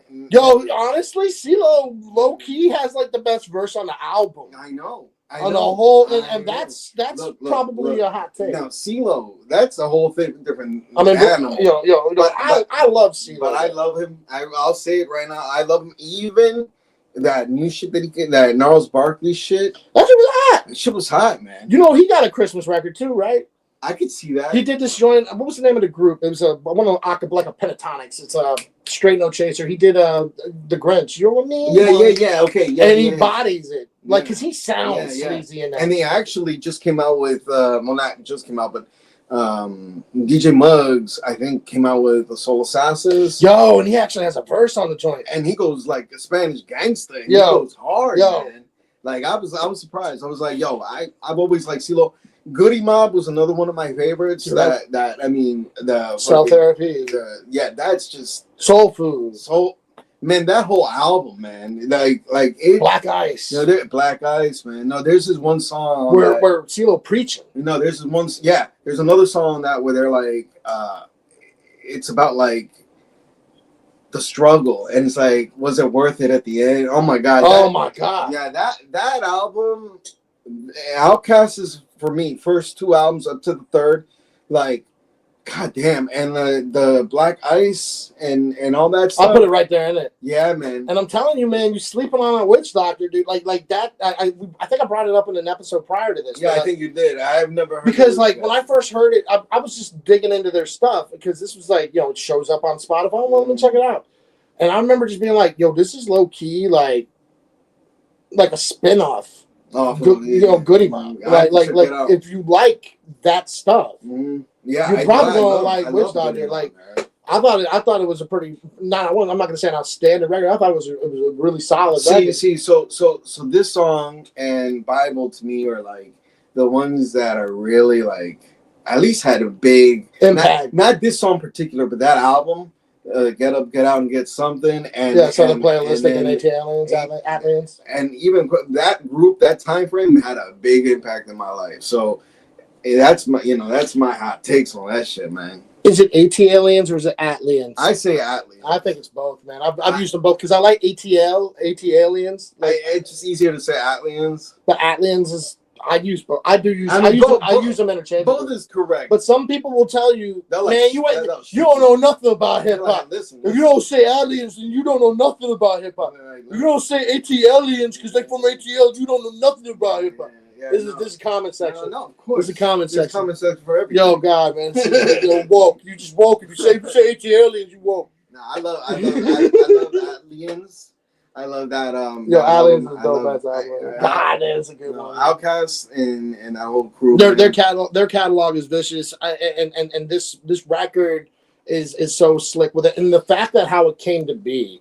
When we get into the lyrics, we'll break down some of the stuff because they're calling out that label. I think they are, but like I digress. So real quick for the music video for Santa Baby, all right, like. And I don't think we're gonna dive. This is just this song. This is the diddler. Oh my God. he doesn't show up in. Oh. Did you know that the Players Ball? Check out the director. Video was directed by Sean Diddy Combs. Another diddler. Puff Daddy made that video. Listen, he's like Weinstein. He was at the Players Ball. He was everywhere, having a ball. And now they talking about Jay, and now they talking about the basketball player. I know, man. It's getting so crazy, man. Yeah, they are. They did bring up Jay. Yeah, they brought to talking about Jay, man. They get everybody, man. And then I don't know if you saw, man, but Will Smith. This is crazy. Will Smith was on like a concert, and he gets on like the stage, and he's like sweating. He's like finished rapping. He's like, listen. I just want to be honest. They're gonna hear a lot of shit. He said shit. I'm telling you this, I ain't got shit to do with Jay. Whoa. I ain't got shit to do with Puffy. And that's all what he said. I was like, damn. Then you leave me out of this. You want to get in your little comments and I'm out. And the lady doth protest too much. Oh my man. Too much. I mean, how you gonna be like, hey, everything you hear is a lie?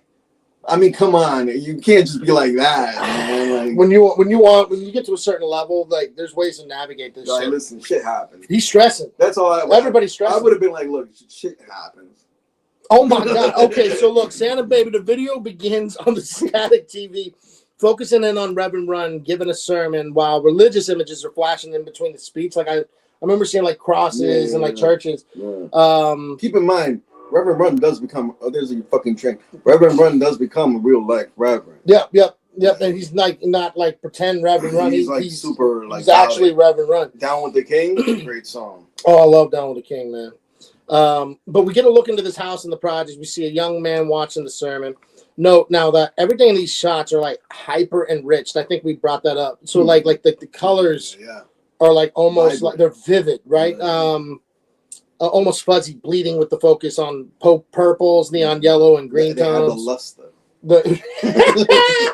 For each section moving forward, we're gonna see like this kid watching like performances on the TV, basically of each artist. With this gritty, granulated black and white video for each of the rappers. Rev, you see him outside in front of a 99-cent store. He's just rapping in the classic Run DMC attire. Kid keeps banging the remote and hitting it repeatedly, acting like it's like, busted or something. It's like the video keeps janking out. During the hooks, we'll catch Justine Simmons singing in like a small church crowd. We see her collecting, money from an offering plate, including she get a little something from Russell Simmons. He put some, he in the pews. He dropped some money for it all. Mason, thank you for your crumbs. Oh my god! Bro. Basically, I mean, yeah. Here's a small 50. Yo, me and Mora go back, love, baby, the pacifier. Yo, man, no dirt dog up in the videos today, man. Oh wait, we do bring him up though. Hold on. I'll show you. I'll show you, man. Mason Diddy don't show up in this video. Instead, we get back to the kid. He's like creeping around the house. He goes through like a hallway, and it's all done in that again the trope, that fisheye video, like that whole fisheye video camera. He's going back and he's like creeping through and looking through a key, and he spots his parents like getting busy. They're getting busy, and so he's like, so he runs back to the couch. And he keeps but watching. He like keeps watching for like a minute. He's because he's like in it too. Like he's like, what? Mom? Oh God! He go back. You let me watch Snoop Dogg over here, and he's just kicking it on the Snoop Dogg. Snoop Dogg looks like the Snoop Dogg from Murder Was the Case. You know what I'm saying? Like scary, like he intimidating. Yeah, with the crazy braids. Like they're not even like the little braids. It's like big, big braids, like Menace to Society. Like with the curls. You know, and it's just this gritty black and white thing on the stairway case, and he's just like rapping and chilling. Yo, man, and he's talking some shit. We'll get into the lyrics about that in a minute. But like, yo. So anyway, so after that, like it's Salt and Pepper's turn to rap. And when they rap, they aren't there in the video either. So once again, we get the kid roaming around the hallways. He looks on another keyhole. But you hear their verse. Yeah, yeah. When the whole like daddy and mommy getting busy, that's Mason Puff. Yeah. And then Salt and Pepper, like during their verse, like you see him looking in, and I don't know if it's auntie or an older sister, but she has got some clown makeup, like Homer Simpson's makeup gun, like bam, like this. She's on the phone, just chopping it up, chirping, just snorting it. I don't know. She looked wild, dude, and he's like, I don't want none of that. So the kid go back to the room again. And he started watching. He's opening a couple of praise, some milk and cookie, doing some dancing, like you were saying. It's just dancing the whole fucking video. Now we got Onyx, and they're performing like in front of us. That's the best part. That's just wrong. Oh, that they're even in this. Yeah, like Onyx. Yo, Sticky Fingers got the verse though. Hold on. We'll get to it. But like they're performing in front of some like steel gated. It looks like a church. I don't know where they are. It's hard to explain. It's like because it's real gritty, but they're just like doing the whole 90s like. Yeah. And then we cut over to Keith Murray, you know, and he's like in the studio. He's rapping in the booth. I ain't doing this bullshit. Yeah, he's like, you can record this right here. Yeah, I ain't going no. I'm not, dude, where's my small 50? Like, let me get out of here. But so at the end of that, like the video ends with like smoke coming out of the chimney.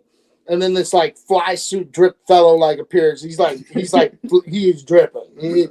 He's clean with it. He looks sharp, right? And you don't see him. You just see the suit. Right? And then he presents the boy with a set of keys. It's the benzo under the tree that they're singing about, right? Yeah. And so the kid's like little kid. Yeah, but then of course he got this kid keys to a Benzie, and he just of course it's like if Diddler has anything to do. Oh my God! Yeah. Here's a car. Here's a car. You want to take a ride? Here's a benzo. Here's a benzo under your tree for me. The kid dances in excitement as the video zooms back out. TV turns off. That's it. That's the video.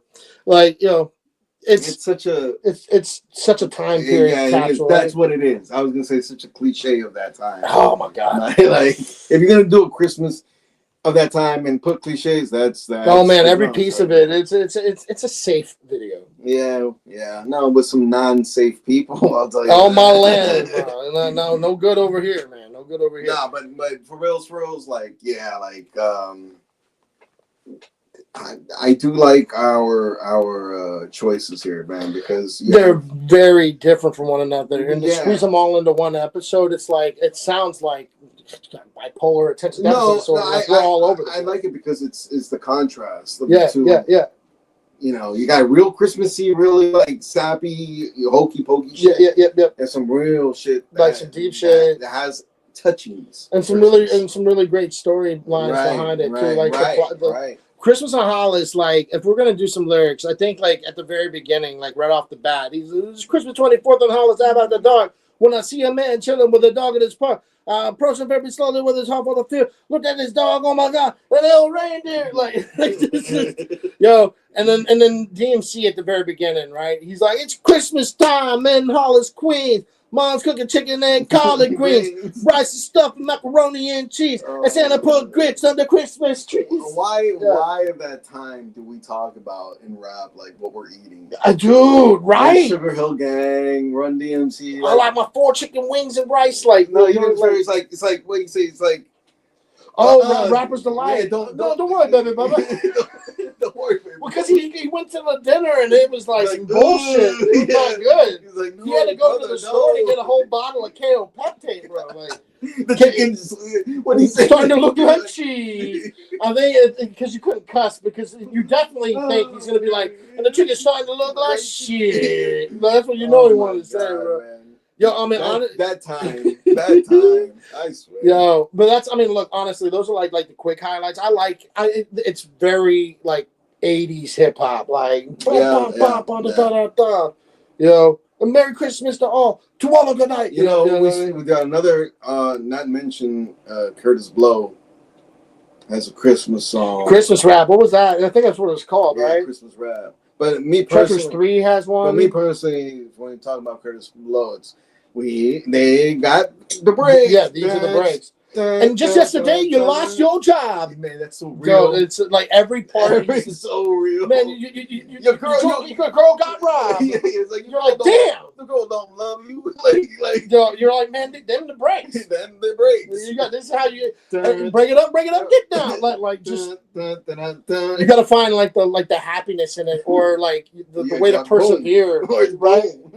Like look, this bullshit happens every day. Every day. Yeah. You know, get up. Let's break it up, get down. Let's just car breaks down, got nowhere to drive. So every part of the song, and when you read the lyrics like that, sucks. That hurts. Yo, we'll have to do that song. We'll have to do an episode on that one for sure. Curtis Blow deserves his fucking flowers. Mm-hmm. But like, I'm looking at Bible real quick. Okay, so like, basic instructions before leaving Earth. Like the hook alone is so dope. You gave us the intro. That shit is so amazing. But like, I'm trying to think. Let me think. Kids are busy about it. Dizzy Hotties, the preacher. That the preacher had souped up with lies, had me cooped up looking at loot, butt, and thighs. During the service, he swallowed up the poor, right? Mm-hmm. And after they heard this, they wallowed on the floor. Oh my God, yo! It's the way he's telling it. Talking about go to the Jesus. Yeah. I'm trying to get to drop like and drop a jewel like Solomon, but never follow men, because if you do, your brain is more hollow than. And see, like even right now, he's just like kind of explaining how blind people are, right? Say that again. Yeah. But I ignored and explored my history that was untold, and watched mysteries unfold, and dropped a jewel like Solomon, but never followed men. Because if you do, your brain is more hollow than space oblivia or the abyss, with no trace of trivia, left with the hits. This is my man. Does it pay to be deaf, dumb, and blind? From a slave, we was kept from the mind. And from the caves, he crept from behind. And what he gave was the sect of the swine. When the Bible, it condemns the pig. I don't mean to pull your hems or flip your wigs, but we used to wear a turban. But now we're in the urban. No more wearing beanies and dressed like a genie. No hocus pocus, because I focus on the fact. Yo, he's like talking shit. No hocus pocus, because I focus on the fact. And put it on tracks embroidered with the wax. I speak on Jacob. It might take up some time. And too much knowledge, it might break up the rhyme. I did it anyway, just to wake up the mind. And those who kiss stones or praise on the carpet, those who sit at home and sell books by the market, need to chill and get their mind revived. For years, religion did nothing but divide. Bro, oh my God, man. Dog. Oh my God. Dog. This is why, bro, priest to me is fuck. Like, yo, you hear it and you're like, word, because when I was coming up, man, it was our way or the highway, right? Like this was it. And if you weren't following, like we pray for you, because you ain't coming with. You going to hell. You know what I'm saying? Like and they would start feeding you all kinds of crazy shit, telling you who's going to hell, like specific people going to hell. Like, have you all fucked up, man? For years, religion did nothing but divide. And that's just on the home front. I'm talking like wars. That's surface. You know what I'm saying? Like this is nothing. Yeah. Yo, I'm trying to see where we Holly the devil knows speaking, brethren. So look into my eyes, brethren. That's the lies of a reverend. Why should you die to go to heaven? The earth is already in space, right? Think about it. The Bible I embrace, a difficult task I had to taste. I studied with my eye until my eyes were swollen, and only worse arose when I found out that we were the chosen. Okay, there goes that theory. There goes that. Like, so he's like, yo, son, life is a pool of sin, corrupted by foolish men and women with wicked minds who build picket signs to legalize abortion, the evil eye extortion. I quiz son with my wisdom. This is how he says it. Damn. Yo. Before I converted, I was perverted, and knowledge was asserted. The study of wisdom, I preferred it. Little. This is how he's wording it. Poetic. Yo, it's so. I even learned Caucasian. We're really the tribe of Edom. The white image of Christ is really Caesar Borgia, and the second son, and the second son of Pope Alexander, the sixth of Rome. Yo, come on, yo. If you don't, this is where the book's coming. And once the picture was shown, that's how the devils tricked my dome. That's how the devils tricked my dome. God damn. I prophesied the save of man, but no one gave a damn. For my nation, the seed of Abraham, blessed with the tongue of Hebrew, and now we're strung on needles, and some are plunging evils. So study and be wise in these days of darkness. Peace to my nephew Marcus. Yo, come on, bro. So from the 5%ers to the Nation of Islam, regardless of what people think of them, and regardless of what they've been taught or told to think of them, they have done great things for the black youth of this country, especially in prison. And not only the black youth, but now it's the 5%ers are affecting like the Puerto Ricans and the Dominicans, because we do find a relationship with this, because we've also been taught lies. So in essence, regardless of what you think, like Malcolm X went through that line. You see what I'm saying? He went from pimp, Nation of Islam, to a great man. You see what I'm saying? So like, Nas, all these people we look up to as rappers went through that line, and it's and even for me, Ice Cube goes through the Nation of Islam line. Maybe he's not a Nation of Islam today, but he went through that line. So a lot of like this militancy, Killer Army, Ice Cube, like came through me, like, and that's where my writing comes from. But in essence, it's like, I feel what you're saying, man. Killer Priest is a teacher. There was not a more proper fucking name to give yourself. You know what I'm saying? Like, you start thinking, man, I wish I thought of something like that for myself. Like, it's like, name means something. Yeah. But Killer Priest, it is like packaging on the box. You know what flavor you're gonna get. It's interesting because like I kind of use his name in one of my rhymes. So I'm like. It's like it's a song about killing people, right? And it's like, I do this without God, so you call me Killer Priest.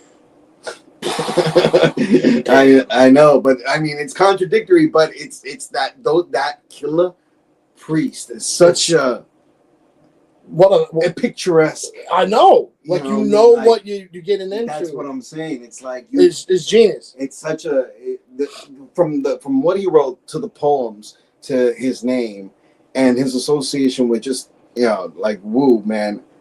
Yeah, no, we love him. We love Killer Priest, and he's one of the underappreciated goats. He's definitely one of, like, him, Sean Price. There's a couple of heads that, like, for me, Razkaz for sure. Like I feel like heads get fucking slept on. Razkaz, that deserve bigger flowers than they ever received. Same with Vinny Paz. And a lot of people shit on him for a lot of different reasons, but like Vinny, like, he does some shit. Man.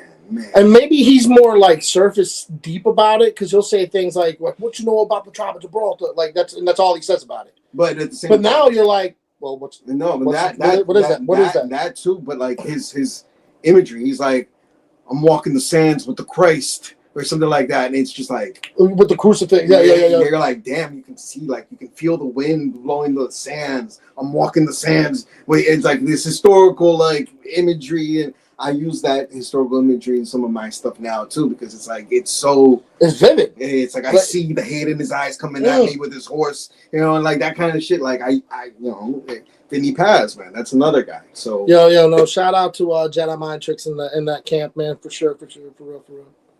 So we're pivoting again. We're gonna quickly do players ball.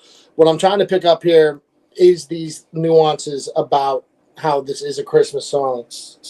But so first off, right, we get the little jingle bells in the beat. That's it. And then the hook on the All the Face version, they're like, and all the players came when the players ball is happening on Christmas Day, right? But listen to how they approach it, right? So like Andre at the very beginning, it's beginning to look a lot like what? Follow my every step. Take notes on how I crept. Like, take notes on how I snuck in with this, right? because it's about to go in depth, right? Yo, he's letting you know off the top. Damn. Like he's talking to somebody. Yeah. This is the way I creep my season. So here's my ghetto rep. Like he's trying to hold this down. I kept to say the least. No, it can't cease. So I begin to piece my 2 and 2 together. Got no snowy weather. Have to find something to do better. Yeah. I sets up the trap. So shut up that nonsense about some silent night. Shut up about that silent night. I'm not talking about that. Yeah, he's talking. Yeah, he's talking to right? the record label. I got to crunk. It ain't real. I got to crunk. If it ain't real, then it ain't right. Right. So okay. I'm like, no matter what the season, forever chill. With Smith, I set my 5th. I chill with the West and got my reasons. So tell me, what did you expect? You thought I'd break my neck to help y'all deck the halls? And he like blanks out, deck the halls. But he's like, you thought I'd break my neck to help y'all deck the halls? Oh no, I got other means of celebrating. I'm getting Blizzard at Hojo. I got the hoochie waiting. I made it through another year. Can't ask for nothing much more. It's Outcast for the books. I thought you knew. So if you know, now you know. Like he's fucking talking shit. Yeah. You know what I'm saying? That's what I'm trying to say. Wow. And Big Boy, he opens up with hallelujah, hallelujah. I do some things more different than I used to, right? Because I'm a player doing what players do. The package store was closed. Okay, my day is ruined. This is ridiculous. I'm getting serious. I'm getting curious because the house was smelling stink. The chitlins hold as bitches. Okay, I made no wishes because I'm mobbing folks in the back, getting tipsy off the nog and high off the contact smoke. He gets in there somewhere. Let me see. I hit the parks to get to cut hitting switches because I'm switching from side to side looking for hoses and snitches. I'm wide open on the freeway. My pager broke my vibe because a junkie is a junkie 365. It's just another day of work to me. The spirit just ain't in me. All right? Ooh. Yeah. He's talking about pimping and slipping. Okay. Oh, and it's Sleepy Brown doing the hook? I didn't know that was Sleepy Brown. I didn't know that either. So, here's the one where Big Boy talk about it. Ain't no chimneys in the ghetto, so I won't be hanging my socks off no chimney. I'm full as a tick. Fix my plate. I got me a remedy. Some greens and that ham. Nah, don't need no ham hocks. Don't play me like I'm smoking rocks. God damn! You see, they're like angry. Yeah. He's got the Muncie Mary Janes, just so that y'all know. 93, we ain't coming. So host chat, King Bass, Gin and Juice got me tipsy. So all right. So here come Andre. It goes. Give me 10 and I'll serve you then. Now we bend the corner of my Cadillac. My heart does not go pity pat for no rat. And I mean, again, I think he's talking about the label, dude. Yeah. And that's why they probably muted that shit out. That's probably why they censored that. You know what I'm saying, Gravy? That's probably why they did that. But I'm leaning back, my elbows out the window, coke rum, and then fills my body. Where's the party? I love how he does that. I wonder what the beef was. Because they were making them do this Christmas shit. It sounds like more like maybe they're not. They were having problems with this label. They're not getting paid correctly, or they're not like, because this has to do with like a lot of money. Like there's no things in the ghetto. You know, like, right. We broke. Yeah, like we still he was like, give me 10,000 and I'll serve you. Yeah. So I think it has to do with the money, but what I think is fascinating about the entire piece of it is that they're like, all right, we'll do your little Christmas joint. Yeah, but go fuck yourself. Yeah. And if you listen to the rest of the album, there are pieces of this information still in that. Yeah. Like staying true, claiming true, like I don't know. There's little messages that they're trying to tell you. That's interesting. I didn't catch all that. I never did either. I mean, I knew that about the Christmas thing, and I remember the interview. I remember seeing Andre he was not about that Christmas shit. Yeah. But it wasn't until this where I started reading the lyrics. Oh my God! His breath smell like birdseed. Yo, dog. Why does your breath smell like birdseed? Oh yeah, that's right. You go birdseed. Like it's just deflated. Yo, oh my God, that's hilarious. So with the Santa Baby joint, I mean, this is real fast, dude. I'm just gonna blaze right through it. I mean, first off, I love the fact that, you know, our boy, when he's like, and if you want recognition, because he's going through like a whole sermon, if you want someone to love, you got to love somebody, you know? Yeah. But if you want recognized, you're going to have to recognize. Like, yo, it was December 24th on Hollis after dark. My man Santa seen a rabbi and gave the strangers remark like a flip. Like, what the fuck? Yo, he said he said that giving was his living and I had to take part. So I grabbed a bag of goodies and I hopped on his cart. See, okay, but I love how he flows on this. Let me. So said I hit a brother off and come as quick as you can. No, it's Run DMC. I love their flows, especially like on Rev when he wants to go, he go. But this is where I'm like, why does Scarface sound more like a reverend than Rev sounds like a reverend? Word. That's something to think about. He do. Yeah, that's something to think about because nobody's like. When you hear Scarface, you think Reverend. You don't think Run DMC is Reverend. No, I always think of Adidas and the chains, but just the way the rock box, and smile. Yo, forget about it. Now we'll say on Flesh and Bones album, Reverend Run on his first album, Reverend Run is featured on this one song, and that was one of the first times I actually heard like a modern. I mean, this is old, but a modern Run DMC, like Reverend Run, is like, I'm blessed and catching it, blessed. He's just like doing like that kind of flip, and it's really, really good. But there's a skit before it where he does a whole sermon, and he's like, you see these brothers out on the street, you need to, don't be like, you see them like trodden and backslidden, you don't talk, you don't go, you go to Sister Mary and say, oh, I heard so-and-so, and I said, you go and get her. I believe we're going to have Reverend Snoop Dogg one day. We're going to have Reverend Tupac. Like, it's just the way he does. He sound like a sermon. He sound like a sermon on that. Yeah. No. Yo, so he got it. But as a rapper, though. No. In the rapping, he sound like a rapper. He sound like is more of a rapper. Just like straight up. I no argument from me, man. Interesting. Now, like, okay, yeah, the Mason Diddy part was kind of cool or whatever. But like, Snoop is like cookies and milk, satin, silk. I'm chilling in his living room, wrapped in a quilt. And like a case. Right. He's like, but he's talking shit. Like, listen, Snoop is like, I'm waiting on this fat red suit wearing, comparing my gifts to my homeboy next door to me. A gift here, nothing there, but who cares? My little sister needs a comb just to braid a nappy head. But here we go again, waiting on the enemy to slide down the chimney. Look here, that ain't reality. Bloods and Crips. Like because he red and blue. Yo, and that's what it is. Blue flannel. Because he was hard up on that at the time. He was like crip. Even in the video, straight up blue flannel. Yo, dog, that's what it is. Yo, is it snowing? Yo, it might be snowing during this episode, the time of this recording, people. They're sleeting. Probably sleeting. And then, like, Salt and Pepper is like... I mean, Salt and Pepper, but what they say is interesting. Because it's, like, almost... Religious, right? Yeah, it's like, met Jesus. Right. Where's that part? She's like... Saw Jesus' face. Santa, baby, like, are you really real, Kris Kringle? Let me see you make my pockets jingle, right? We need some jobs in the ghetto. Too much gang banging where the kids are playing. I hear the church bells ringing on Christmas Eve. Right. I believe Jesus is calling me. Forget the gifts and the shopping list and the new kicks. We just falling for tricks. You better praise him. Six references to like a religious. Salt and Pepper is, and that was like about 6 bars. Yeah, like, you know what I'm saying? Like at best. Every bar.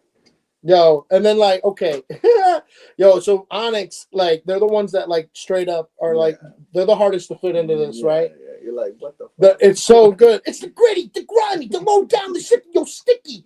Yo, Christmas time in the city, late night stars so bright, we're getting rocked. You're getting it right. With the 50 bag, St. Nicholas start ripping this, but like Sticky comes in. This is my favorite part of the whole record. He like, it's the Grinch who stole Christmas, climbing down your chimney. Kids open the gifts and they all gonna be empty, just like mine was. I hate to say it, but if I wasn't a boy, then I would have nothing to play with. That's my bar. It's the way he does it. I hate to say it, but if I wasn't a boy, then I had nothing to play with. Nah, man, I gotta go. Onyx back to the fuck up. Yo, I love it, man. Yo, Onyx was my slam. Give me the microphone before I bust in my pants. The mic off the language, my language polluted. Onyx is everywhere. I'm still living spirit. Like just grimy. God, and angry so and scary. So hard. Yo. Just slam. Yo. Da, da, da. Look the boys. Slam, and that's like a party joint. Yeah, you know? But it's also like they had another one where like I put all my live peoples in and all the left peoples out, but it's like the hokey pokey. Yeah, that's what I'm saying. Nothing touches slam. No, but this is definitely like. Well, we made some good money on that. Yeah, we should do something like that again for sure. Because like it was off of the show album. Oh yeah, I remember. And it's a dope record. Man, the show album. The show album. It's another one we need to talk about. Yeah, man. We could do that whole album, and it would be 3 hours long. A great album that we should cover. I totally blanked my mind. Oh man, we should do like a month of soundtracks. No. Well, but this is gonna be a project, my man, because we might have to cover every song on this album. Which one? The '93. Remember, like there's a bunch of rappers who did a bunch of old rap songs. Cypress in the beginning, yeah, I would love in the beginning. KRS-One, Cypress, yeah, because there was an original album in the beginning, and then there's this other one. But no, I can't find. I have it. But the songs in the beginning, Cypress will cover in the beginning. We would have to listen to those legit through YouTube because a lot of them, because they won't let them out. And the I Need a Freak by Too Short, way better than the Spicy joint. There was a rack of songs. I like, and then Snoop does a Too Short record. These are the Tales, the Freaky Tales, right? Everlast does Mobb Deep. Yeah. What? Yeah. Like why? Like when you hear it, you're like, and it's really, and he does an outstanding job. No, we need to cover that. We might have Coolio, to cover it takes money. We might have to cover that whole album, man. Yo. Keith Murray on the ending of this, he says some stuff too. Like on December 25th, I knew I wasn't getting jacked when I saw Santa Claus on the corner buying crack. I ran up on him with the gat and asked him, "Yo, what's up with that?" He said, "There ain't no Christmas, kid, and I can't get him back." Back in the days, Christmas was deep. My mom's put present under the tree while I played sleep. And Pete, Santa Claus never gave me nothing. I seen him at Macy's, lying and fronting. The fucking guy. So do some good to the ghetto, Mr. Kris Kringle, and stay a while. Come kick it with God's angels. Take it in knowledge, my wisdom, and understand. And Santa Claus is the black man. Word up. You know, there is. Yeah, there's some great stuff for this song. There is a ongoing. Oh yeah. No, it's sad theme that a lot of people may not experience a good Christmas when they're with poverty, but they experience a good Christmas because they're in poverty. If that makes sense. Wealth. Because wealth is it's understanding strength. Yeah, you know, right? I mean, sometimes strength, like people only see strength as like the strong guy who could lift the thing, but there's strength. I would love to have a PlayStation 5. I have strength. Yeah, I would love to have a PlayStation 5, but in essence, what really matters is the wealth that you have, is the people surrounding you. And I have wealth. Yeah, you know I'm a rich bastard. You know what I mean? So is he. But I'm struggling on the check. Yeah, for sure. That bill come, I was a little stretched. No. Or Land Rovers, man. Whatever. But we fucking rich, man, and that's why I'm saying it's a sad truth because you hear it. We need jobs. We need in the ghetto. Like we don't need like the cars. We don't. That's what That is kind of like the overall message. Meanwhile, the hook is Santa baby, leave a benzo under the tree, a '98 convertible, light blue. Well, that's because it's the diddler. Oh my God. He's behind it though. Oh my God. Guys, we are at the 2-hour mark, bro. I'm gonna do like the world's lightning fast version of the games. The games. Singles only, aside from what songs we've talked about from these artists. Okay, so besides Christmas and Hollis, what's your other record by Run DMC? Like that I love? That you love. Can you go to the next one real quick? Because I have the name, I just don't know the actual name. Do you need me to? I can quickly talk about mine. Yeah, talk about yours. I absolutely adore Rockbox, bro. I mean, I don't care what anybody says, man. That beat is just like so amazing to me. Chris Rock did a remix of the Sex and the Champagne. I love champagne. But like that beat is so good, and just like what they're rapping about, it's just a fun ass record. But I'm also gonna give it Down with the King, man, because like that was like a resurgence for the group. But like CL Smooth, man, yo. Okay, no, it's Down with the King is a great one, but I love that beat. For me, it's like that, and that's the way. It's real shit. Yeah. if I'm gonna go into that hip hop shit, like the real shit, like I love Sucker MCs. Sucker MCs. Like that beat is iconic. It's like that you know, beat, yeah. That beat everybody so beatboxes. Yes, yeah. It's such a hip hop. This if you're like, what is hip hop? You're like, put on Sucker MCs, throw that. You know what I'm saying? Yeah. And so echoing, like we could have recorded that here. Yeah. Off of our karaoke, like on our mic, right? Like we could have done that, and they probably did. See, and they made a fucking record out of it. I like a lot of their songs. Don't get me wrong. Like I love, I'm the king of rock. There is no. I love all that shit, right? But I do love like the message. No, it's like that. You know, so it's like that, and I do like that's the way. But there's two versions.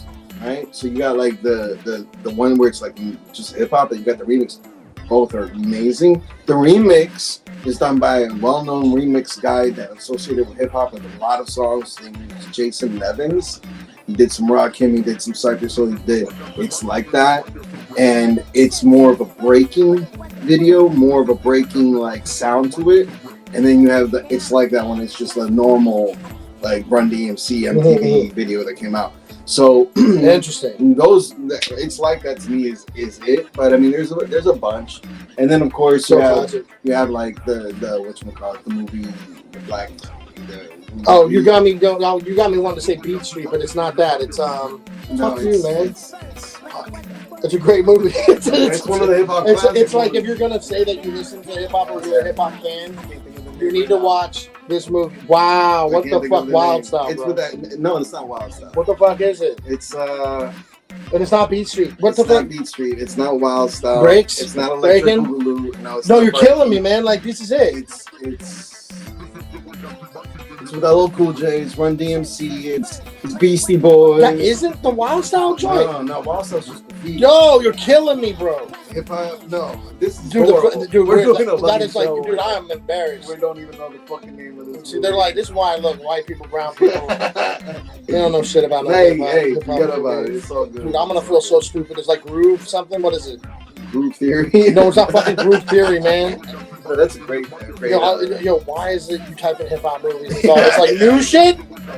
Well, regardless of the fact, dude, you're killing Crush Groove. Thank God. Crush Groove. Dude, that's awful. Crush Groove. I am sorry. I remember it. As a fucking representative, I remember it. That was not good. That was not good. That was not good. Nah, but all those, like Run DMC, I think that was the first. Yeah, Crush Groove was the first hip hop movie, right? Well, I mean, I'm saying like commercial. I'm saying like apart from Breaking, apart from Wild Style, I think that was the first. It was also like technically supposed to be like a hip hop doc. Yeah, it's like more like a documentary. But there's a lot of shit that is. Yeah, and they had like the Fat Boys. Yeah, that was so great. Yeah, man. That seems Rest so in peace too, man. But like, yo, that movie, a lot of the facts aren't straight there. There's a lot of it like Def Jam wasn't. Def Jam wasn't like Russell hasn't admitted like he didn't build Def Jam off of drug money. Right. That's right. That was TV. Yeah. Which is kind of sad because you perpetuate your own shit. But then you had what's her name? Roxanne with what's her name? That was legit. That was legit. And you also had Easy. That was legit. Death Row. Yeah. That was legit. So it hasn't. That's been associated.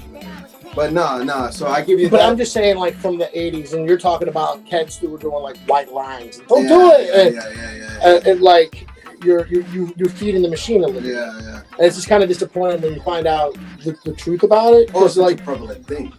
I would love to see like a proper Def Jam hip hop doc, like something that's like on point. Yeah, and I also want to get the video game again. No. But go back to it. So okay. Now, as far as singles for, wait, we're not doing singles on this one because the Killer Priest's song was on Liquid Swords. Yeah. I think we know the answer to this, but what's the other record on Liquid Swords? Oh, it's 301. Killer Hills. Yeah, right? It's whatever the number. Dude, it is just like. It's like, why put that number there? I know. Because when you go to like recite, you're like, just like play that one record. You're like.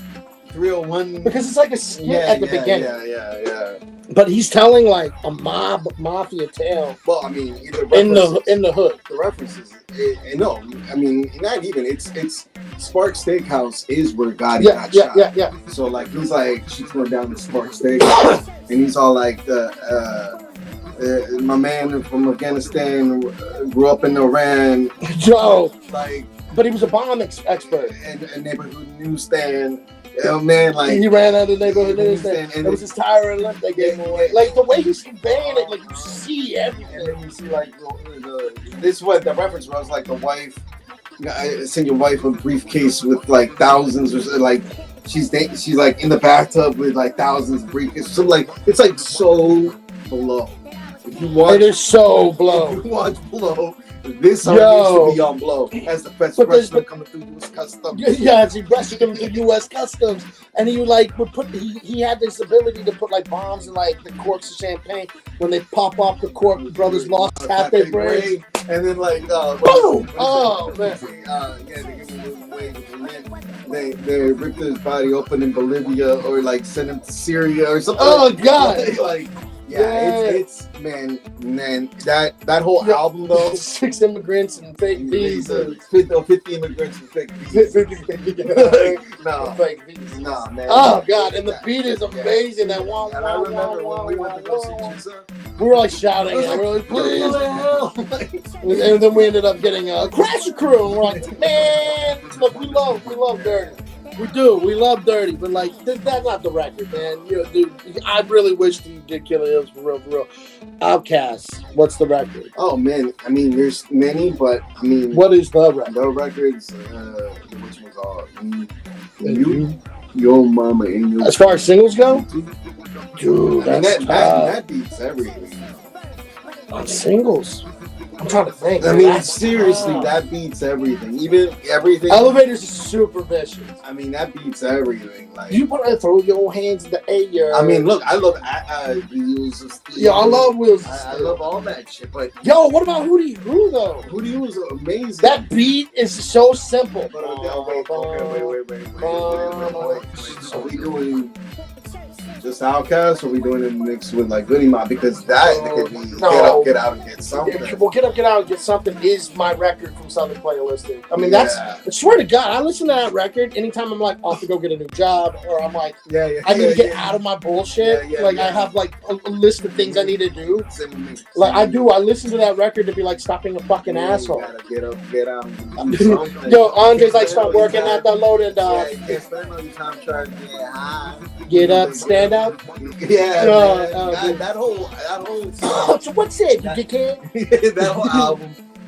But Outkast, yo, Claiming True, dude. Outkast, I mean, nothing really does beat the Me and You.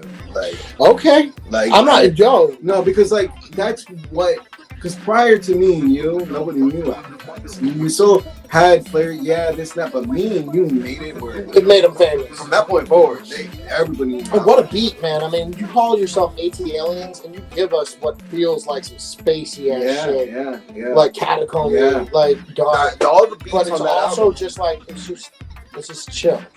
Like, all those beats on that album are like, if you're a beat connoisseur, I think that you should listen. Mainstream is so good. You should instrumentally. Yeah, man. You should listen. Jezebel instrumentally. God damn, man. Yo, yeah, I know. Ooh, God damn, man. Like, for that time frame. That album was oh my God! That time from that album was the most complete different album. It was complex. Did you buy that album? I got all of them. I purchased every album. So do you remember the little comic book they had in the book? Yo, yeah. For AT Aliens, right? Yo, it's like so like it's a. But the comics, man. It's like I remember now because Andre really looked like some work alien. Yeah, man. Yo, that's what I'm saying. That album was just. It was really good, man. It was different. It was different for that. Well, it's that M.I. crooked letter. Like, yeah. like, you know what I'm saying? Dude, it's just like clever shit, man. I really fuck with them softly. Like, I think I was playing piano when we talk. God, that's one of my favorite lines. But dude, honestly, that's like one of my favorite verses by Andre. Like, because once at the ending, he's like, I put my Glock away and then I picked a stronger weapon. Guys, the way he does it, it's like almost. The piano softly. I know. Watch this so slowly and bomb. Yeah, that's so. And such very. an image. There's also like this almost like robotic. Yeah, that's why I say it's a little bit trappy. You know, like, but like when you, but there's like robots. I know. And then there's like AI. Yeah, you know what I mean? Yeah. Like it's more like AI-ish. You know what I'm saying? It's like a mixture between AI and robot. Yo! Shout out to Outcast for real. As far as that would bring us over to the Santa Baby record. So I guess like from there. Well, that's hard because that's so many different artists. I'm just gonna play off of that. Let's go into the verses real quick, man. I got Run versus DMC. Who's the better rapper? Ooh, that's a good one. That's hard, right? Yeah, that is a hard one because I gotta give it to Run. I gotta give it to Run. Yeah, I gotta give it to Run. I know it's kind of unfair because I just feel like I've heard more stuff from him. I feel like see, this one gets interesting because it's like DMC didn't. He came out on a solo, I think 1 or 2 albums, but like DMC's like just been around. I mean, Run's always just been around. He shows up on like compilations and features. Like, so I haven't heard much of DMC. I know that's not fair. That's why I'm not even like sure if it's 2 albums or 1 album he came out with afterwards, or even if he did, I don't even know. I'm just saying. And this is one of those groups where it's like it really is about them. Yeah. Like the record is tighter when they are both on it, you know? And just one of them is dope. Particularly, I mean, like I said, I've heard some stuff. Like, Rev did this joint where he, like, flipped the tongue like mad crazy on that Burroughs. Down with the King, they, like, doing their thing. Both of them sound so good. And then, 4 years of time, and then, like, knowledge. I, like, heard something, like, not recently, but, like, in the 2000s, that were, like, mid-2000s, that had like Run. I was like, he's still doing his thing, and like, you know, I like. He was featured on 5 Boroughs, bro, and like he was like the last person. He's like, but the tiny keys, and then like and he's like switching up, and he's just like, dude, I've never heard it. It's crazy how sometimes like you're like you think of these rappers like Will Smith, like Run, and like they have their like sound, but you go into their like shit and it's completely like what? Yeah, like, I had no idea. Right? Yo, I feel that way about a lot of the stuff that we do. Yeah. For DJs, Jam Master Jay versus anybody. Is there somebody that's breaking? No disrespect to the dead, but is there anybody that you're like, nah, I gotta put this cat? Yeah, there's a couple, but it's interesting that you bring this question up because this is a blindsided question. I had no idea you were gonna bring this up. The DJ for it's a good thing you bring this up because when I was younger, I wanted to learn how to cut. Oh, right? Yeah. So I got into a bunch of DJs, like a bunch, and one of my favorite DJs was Mixmaster Mike. Yo, Mixmaster Mike from Beastie Boys, Beastie Boys, and Run DMC and Mixmaster and Run DMC and Beastie Boys were the same. They were like family. Yeah, but Mixmaster Mike, I give him to him like. Yo, he's. But then if you really. Invisible Scratch Pickles and shit. Yeah, but he's not part of that. So Invincible Scratch Pickles is now. If you're talking about like real cutting skills, then I would say Qbert, which is from Invincible Scratch. Yo, Qbert is nasty. Like Invincible Scratch Pickles. Seeing some shit. But Qbert is the guy from that, and to this day, Qbert to me is the guy. But DJing is such a mathematical thing because, like, on one side you have the quick, but then on the other side you have like DJ Shadow. Yeah, well, you're pulling these things and layering them and making music, making like with some cuts. But you know, now you're like, all right, well, we got the little digital button. Right? What is the standard of what kind of DJ? I guess that's fair enough, man. But if you're talking about Run DMC style, then Mixmaster Mike. Yeah, that's right. Mixmaster Mike. Yeah. Jazzy Jeff. Jazzy Jeff is cool, but I think he's probably the most like slept on. He's a great, great cutter mixer.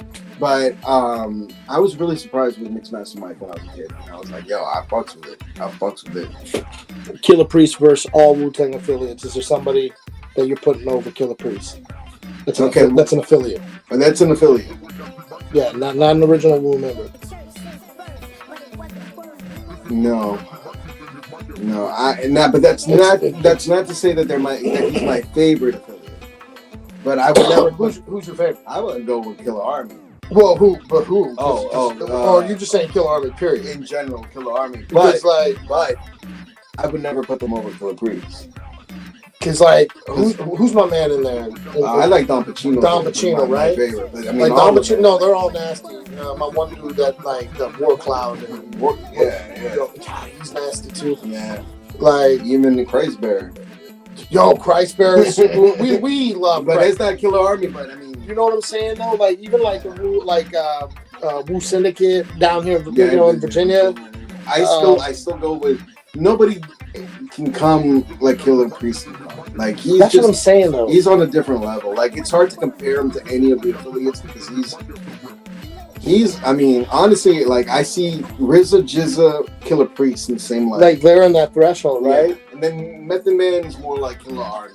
That kind of stuff. That's tough, man. You know? The Method Man and Old Dirty Bastard, I always kind of put over here in their own box because they. No. I feel they're more about the flow, their styles, and that's Killer Army. And the personas but I mean, like, yeah, the personas. Like, you're right. Gravediggers and Killer Army are like very focused. Personas, yeah. Old Dirty and Method Man is. They're like almost like characters. You know what I'm saying? Yeah. Like whereas. Well, and even in a sense, though, like Iron Man, Cuban Links, like when they get together, they got that whole mafioso thing. I don't know. It's just interesting, but like it seems like they have like little pockets of these different concepts, you know. Still, Killer Priest, RZA, Jizza are like they're up there. Yeah, I'm putting Inspector Deck in that. Again. As just an individual, as a spitter. Yeah, forget about it. Yo, as a spitter, then I go Method Man and Inspector. Yo, that's crazy, yo. I mean, Method Man's amazing. I love Method Man, particularly older stuff that he did back in the day. Yeah. But even right now, like you be putting out like stuff like right now. Yeah. He just put out some freestyle where it was like, man, that guy's still going. I think. Okay, here's the thing. I think Method Man is the best flower. It's the flow and the style that comes with it. And Inspector's a better writer. It's the writer. It's the lyricist. I think that's where it is. Take one, make no. Because when you listen to Method Man, you're like, I kind of Method Man's easier to flow to. Bro, I hear that, but like. You know what I love when people are like, "What's the best opening hip hop line of all time?" It's very often I bomb atomically, Socrates, philosophies, and hypothesis. When you listen to this, you're like, "This is the one." Like the dude is like spitting crazy. No. But that's what it's hard to say because it's almost like scientific. But if you're like, "Shorty, your man for you anytime you need me," that's more. Yeah, that's easier. That's what I'm saying. He's very user friendly. But he still goes in. But I also like methods like just him. Yeah, like the whole like women apparently love him.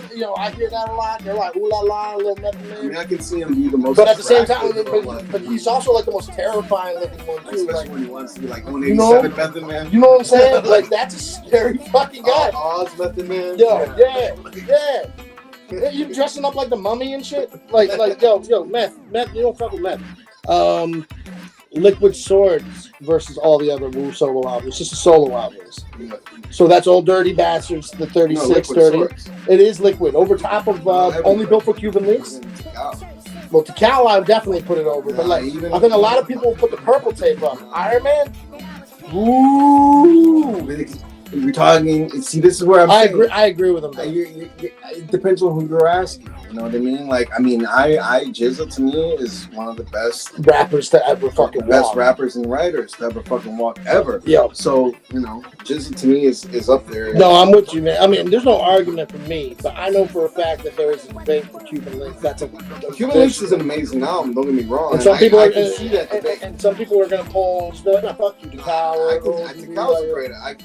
I love every single one of them. Even Old Dirty, man. Like, I mean, all that shit. Like those albums are the best. Oh, well, special sauce, sesame seed bun. I fucks roll with man. Yeah. I let him listen to a song.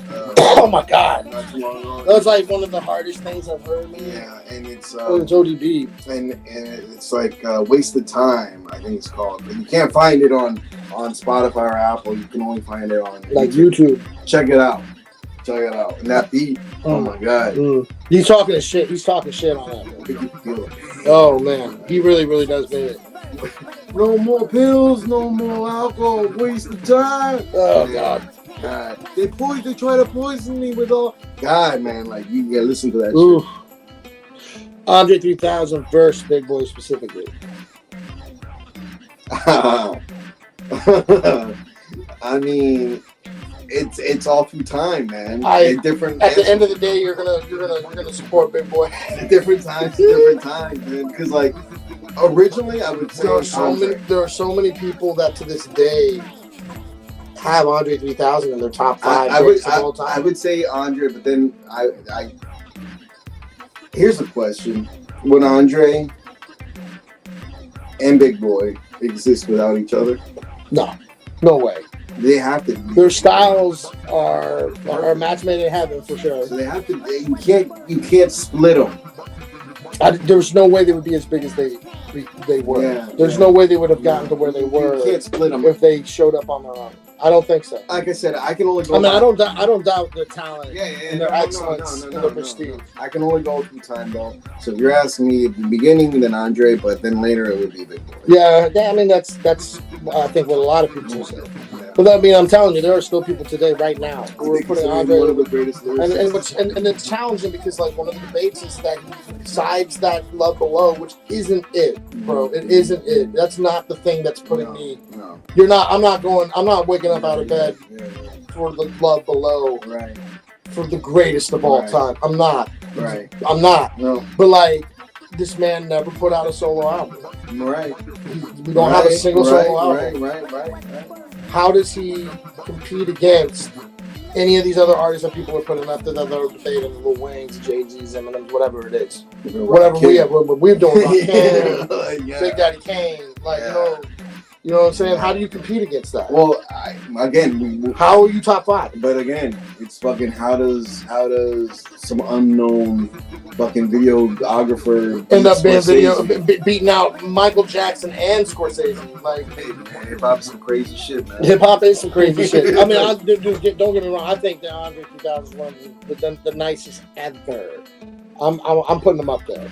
But I'm not. Okay, I'm not giving him my top. I wouldn't say nicest ever, but I would say nicest. He's so fucking. I give him nicest. Okay, so we got Southern versus Atlians versus Aquemini versus Staconia versus double album. You like the double album the best? Yeah. I mean, it's the one that got the Academy.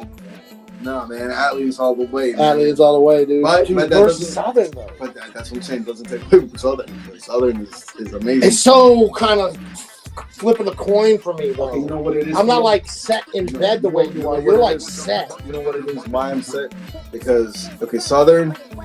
If you listen to the rest of the catalog of that time frame, Southern's a good album. It really is. But it sounds like everything else from that time. Yeah. Atlians does not sound like anything. Like anything ever.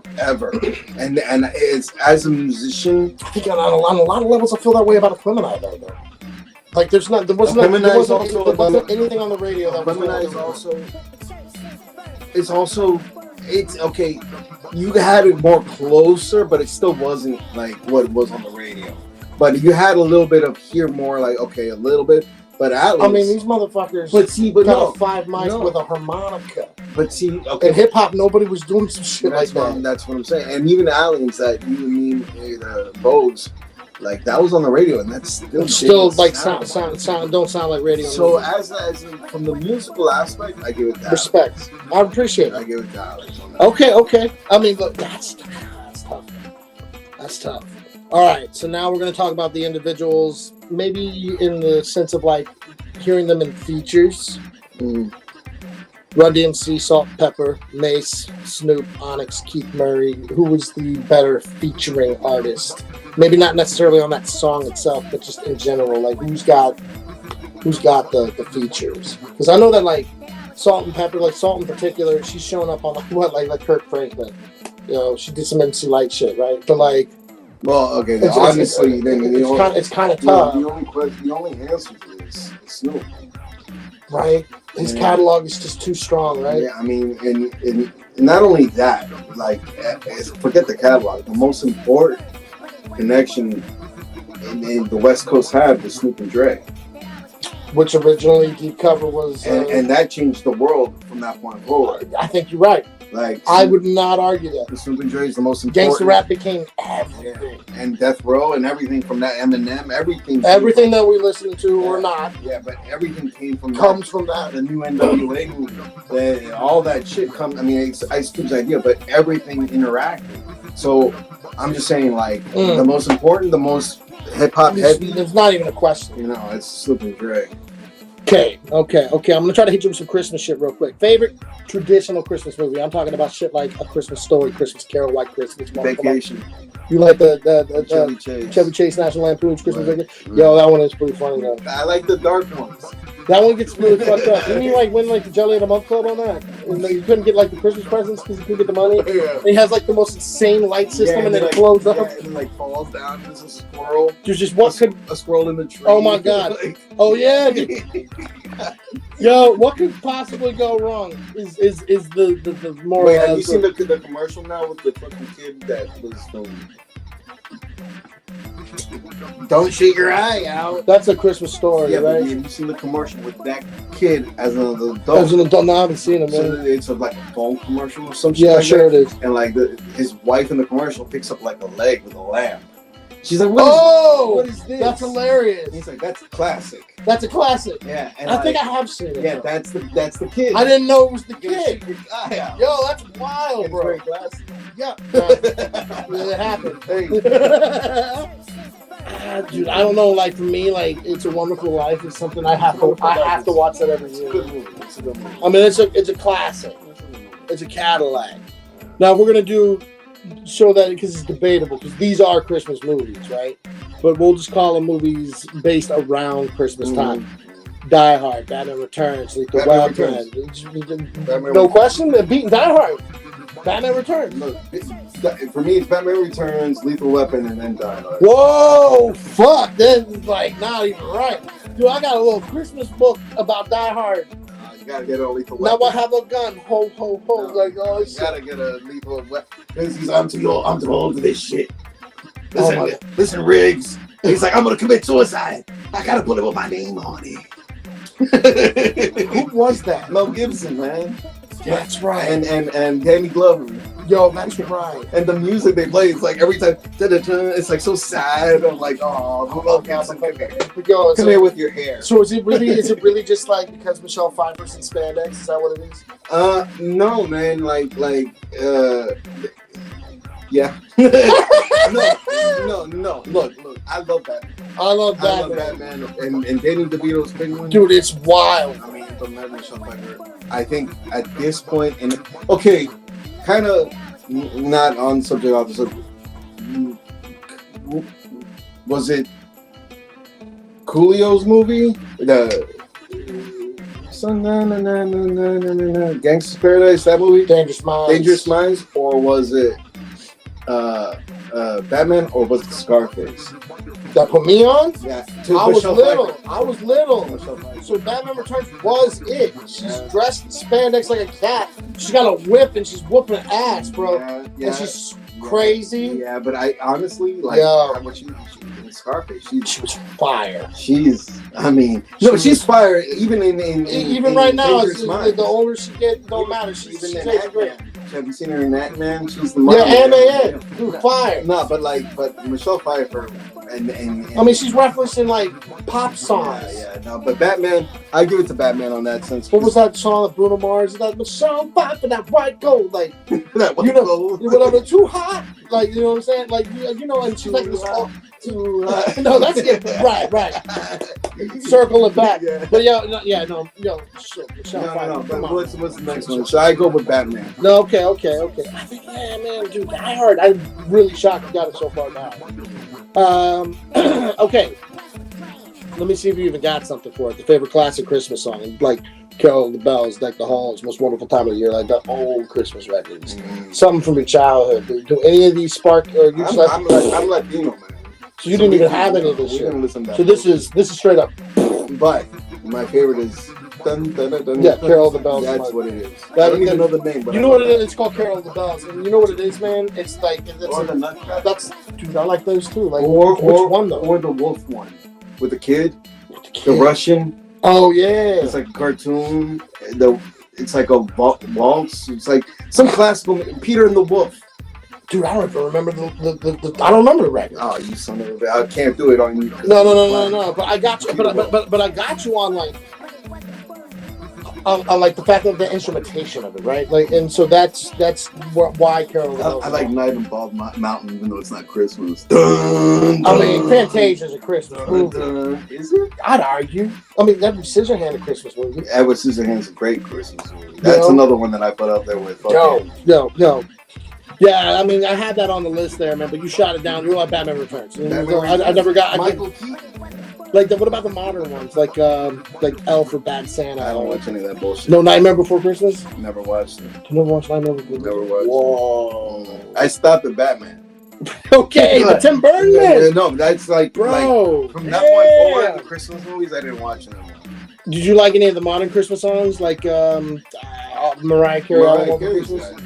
That's a joint, right? It was a joint until they like outplayed it every fucking year. Well, they abuse it. Yeah, but they got some. Kelly Clarkson came up with that under the tree. Whatever. I don't remember. Dude, that's white bullshit. What about Paul McCartney? Simply having a wonderful time. Christmas time. It's like all like pretty and sweet. That's the next one I wrote down. Lennon. What about John Lennon? Lennon. That's it. Step into Christmas. No, wait, that's Elton John. That's Elton John. Yeah. It's just, I heard somebody on a TV show yesterday. It was like a news thing. They were like bringing up all those songs, and they were like John Lennon just trying to bring everybody down. Yeah, that's like. So I said, "This is Christmas." Yeah, that's a great song. Oh. That's nothing inside. That makes me That's what I'm trying to say, though. It's like, but that's what makes it. If you want it to be heavy, I mean, what about like Band Aid or whatever that shit was, where they're like, "Do they know it's Christmas time at all?" It's like, dude, it's like every rock star at the era doing some like bullshit. People are starving in Africa. Listen, son. Oh my God, fuck off, man. No. The best though. I mean, I don't know if it's. But we are the world. That is I mean, if we're talking about like the songs that are designed for that is We Are the World is the record that spawned them. Yeah, that's it. I think we get We Are the World. That's how we get self-destruction, right? Like we wouldn't have it. The big major like group. It's all in the same gang. This all comes. Even this Christmas bullshit. Yeah, but right, because like I mean, originally the whole the deer. Santa baby shit. I mean, that's all for relief for fucking Special Olympics or whatever it was that they were doing, right? All right, last bit so we can get the fuck up out of here because this is crazy. Other hip hop Christmas songs or adjacent. Curtis Blows, right? Like I like that one. And then the Nas, like I said, I love. And we spoke on that one, right? Yeah. Yo, no, man, you're asleep. What about like Eazy-E's Merry Motherfucking Christmas? Like that shit is hilarious, bro. That shit is so funny, man. I don't know. Like she sucked my dick this way. NWA went too. They kind of they became a parody of themselves, sort of like what happened to Elvis Presley, I guess, right? Like there's another. Damn, NWA Elvis Presley themselves. Like kind of. Damn. Kind of. I mean, even Dre was like, and I don't smoke cess. And then like the very next album is like, called The Chronic. Which Easy points out. Yeah. He was like, it's so funny how someone could switch from wearing lipstick to smoking on Chronic at picnics. Yo, he get him. Yo, I love Express Yourself. I love NWA as a thing, but there's some songs I'm just like, all right. What about Easy? Like, give me that nut. That's another one. Bro, I love that record. It's not because it's like funny. See, I don't like that. What about like, don't matter, just don't bite it. It's the world's biggest. Because to me, it's just funny. No, I do like one song that's like that, and the only reason I like that from them is because it samples or it covers the Bootsy Collins. No, it's not. Oh, I know which one you're talking about too. But I hear it, ding, ding, ding. That slow song. Yeah. It's like pretty. Yeah.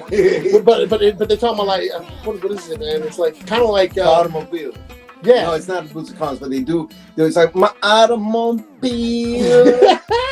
I got my books. Like that, right?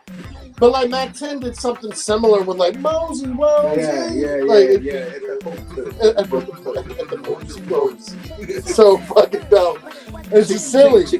Yeah, chicken. I'm a chicken head. I'm full of chicken. No, chicken hawk. He's a chicken hawk. Yeah, and that's Cypress. He did 360 chicken head.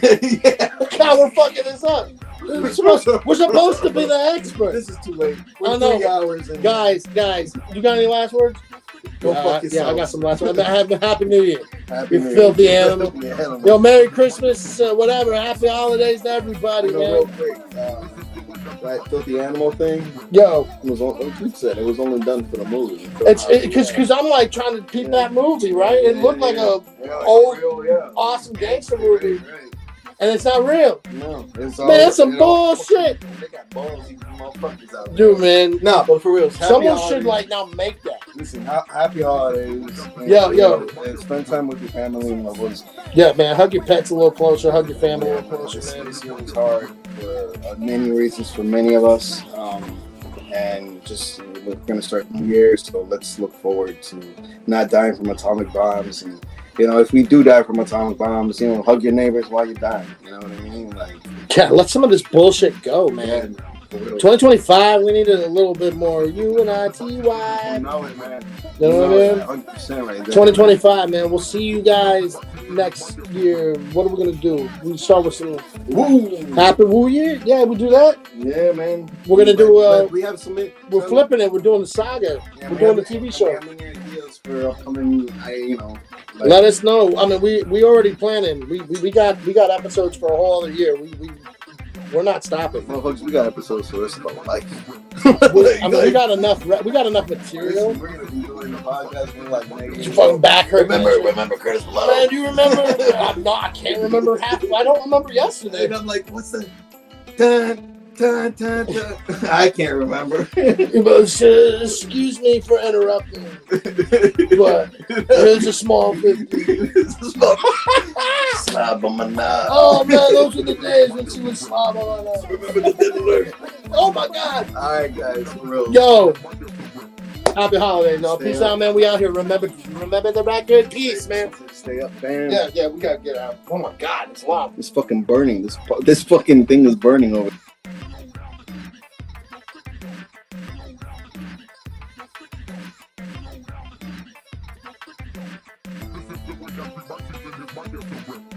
Church is birth, but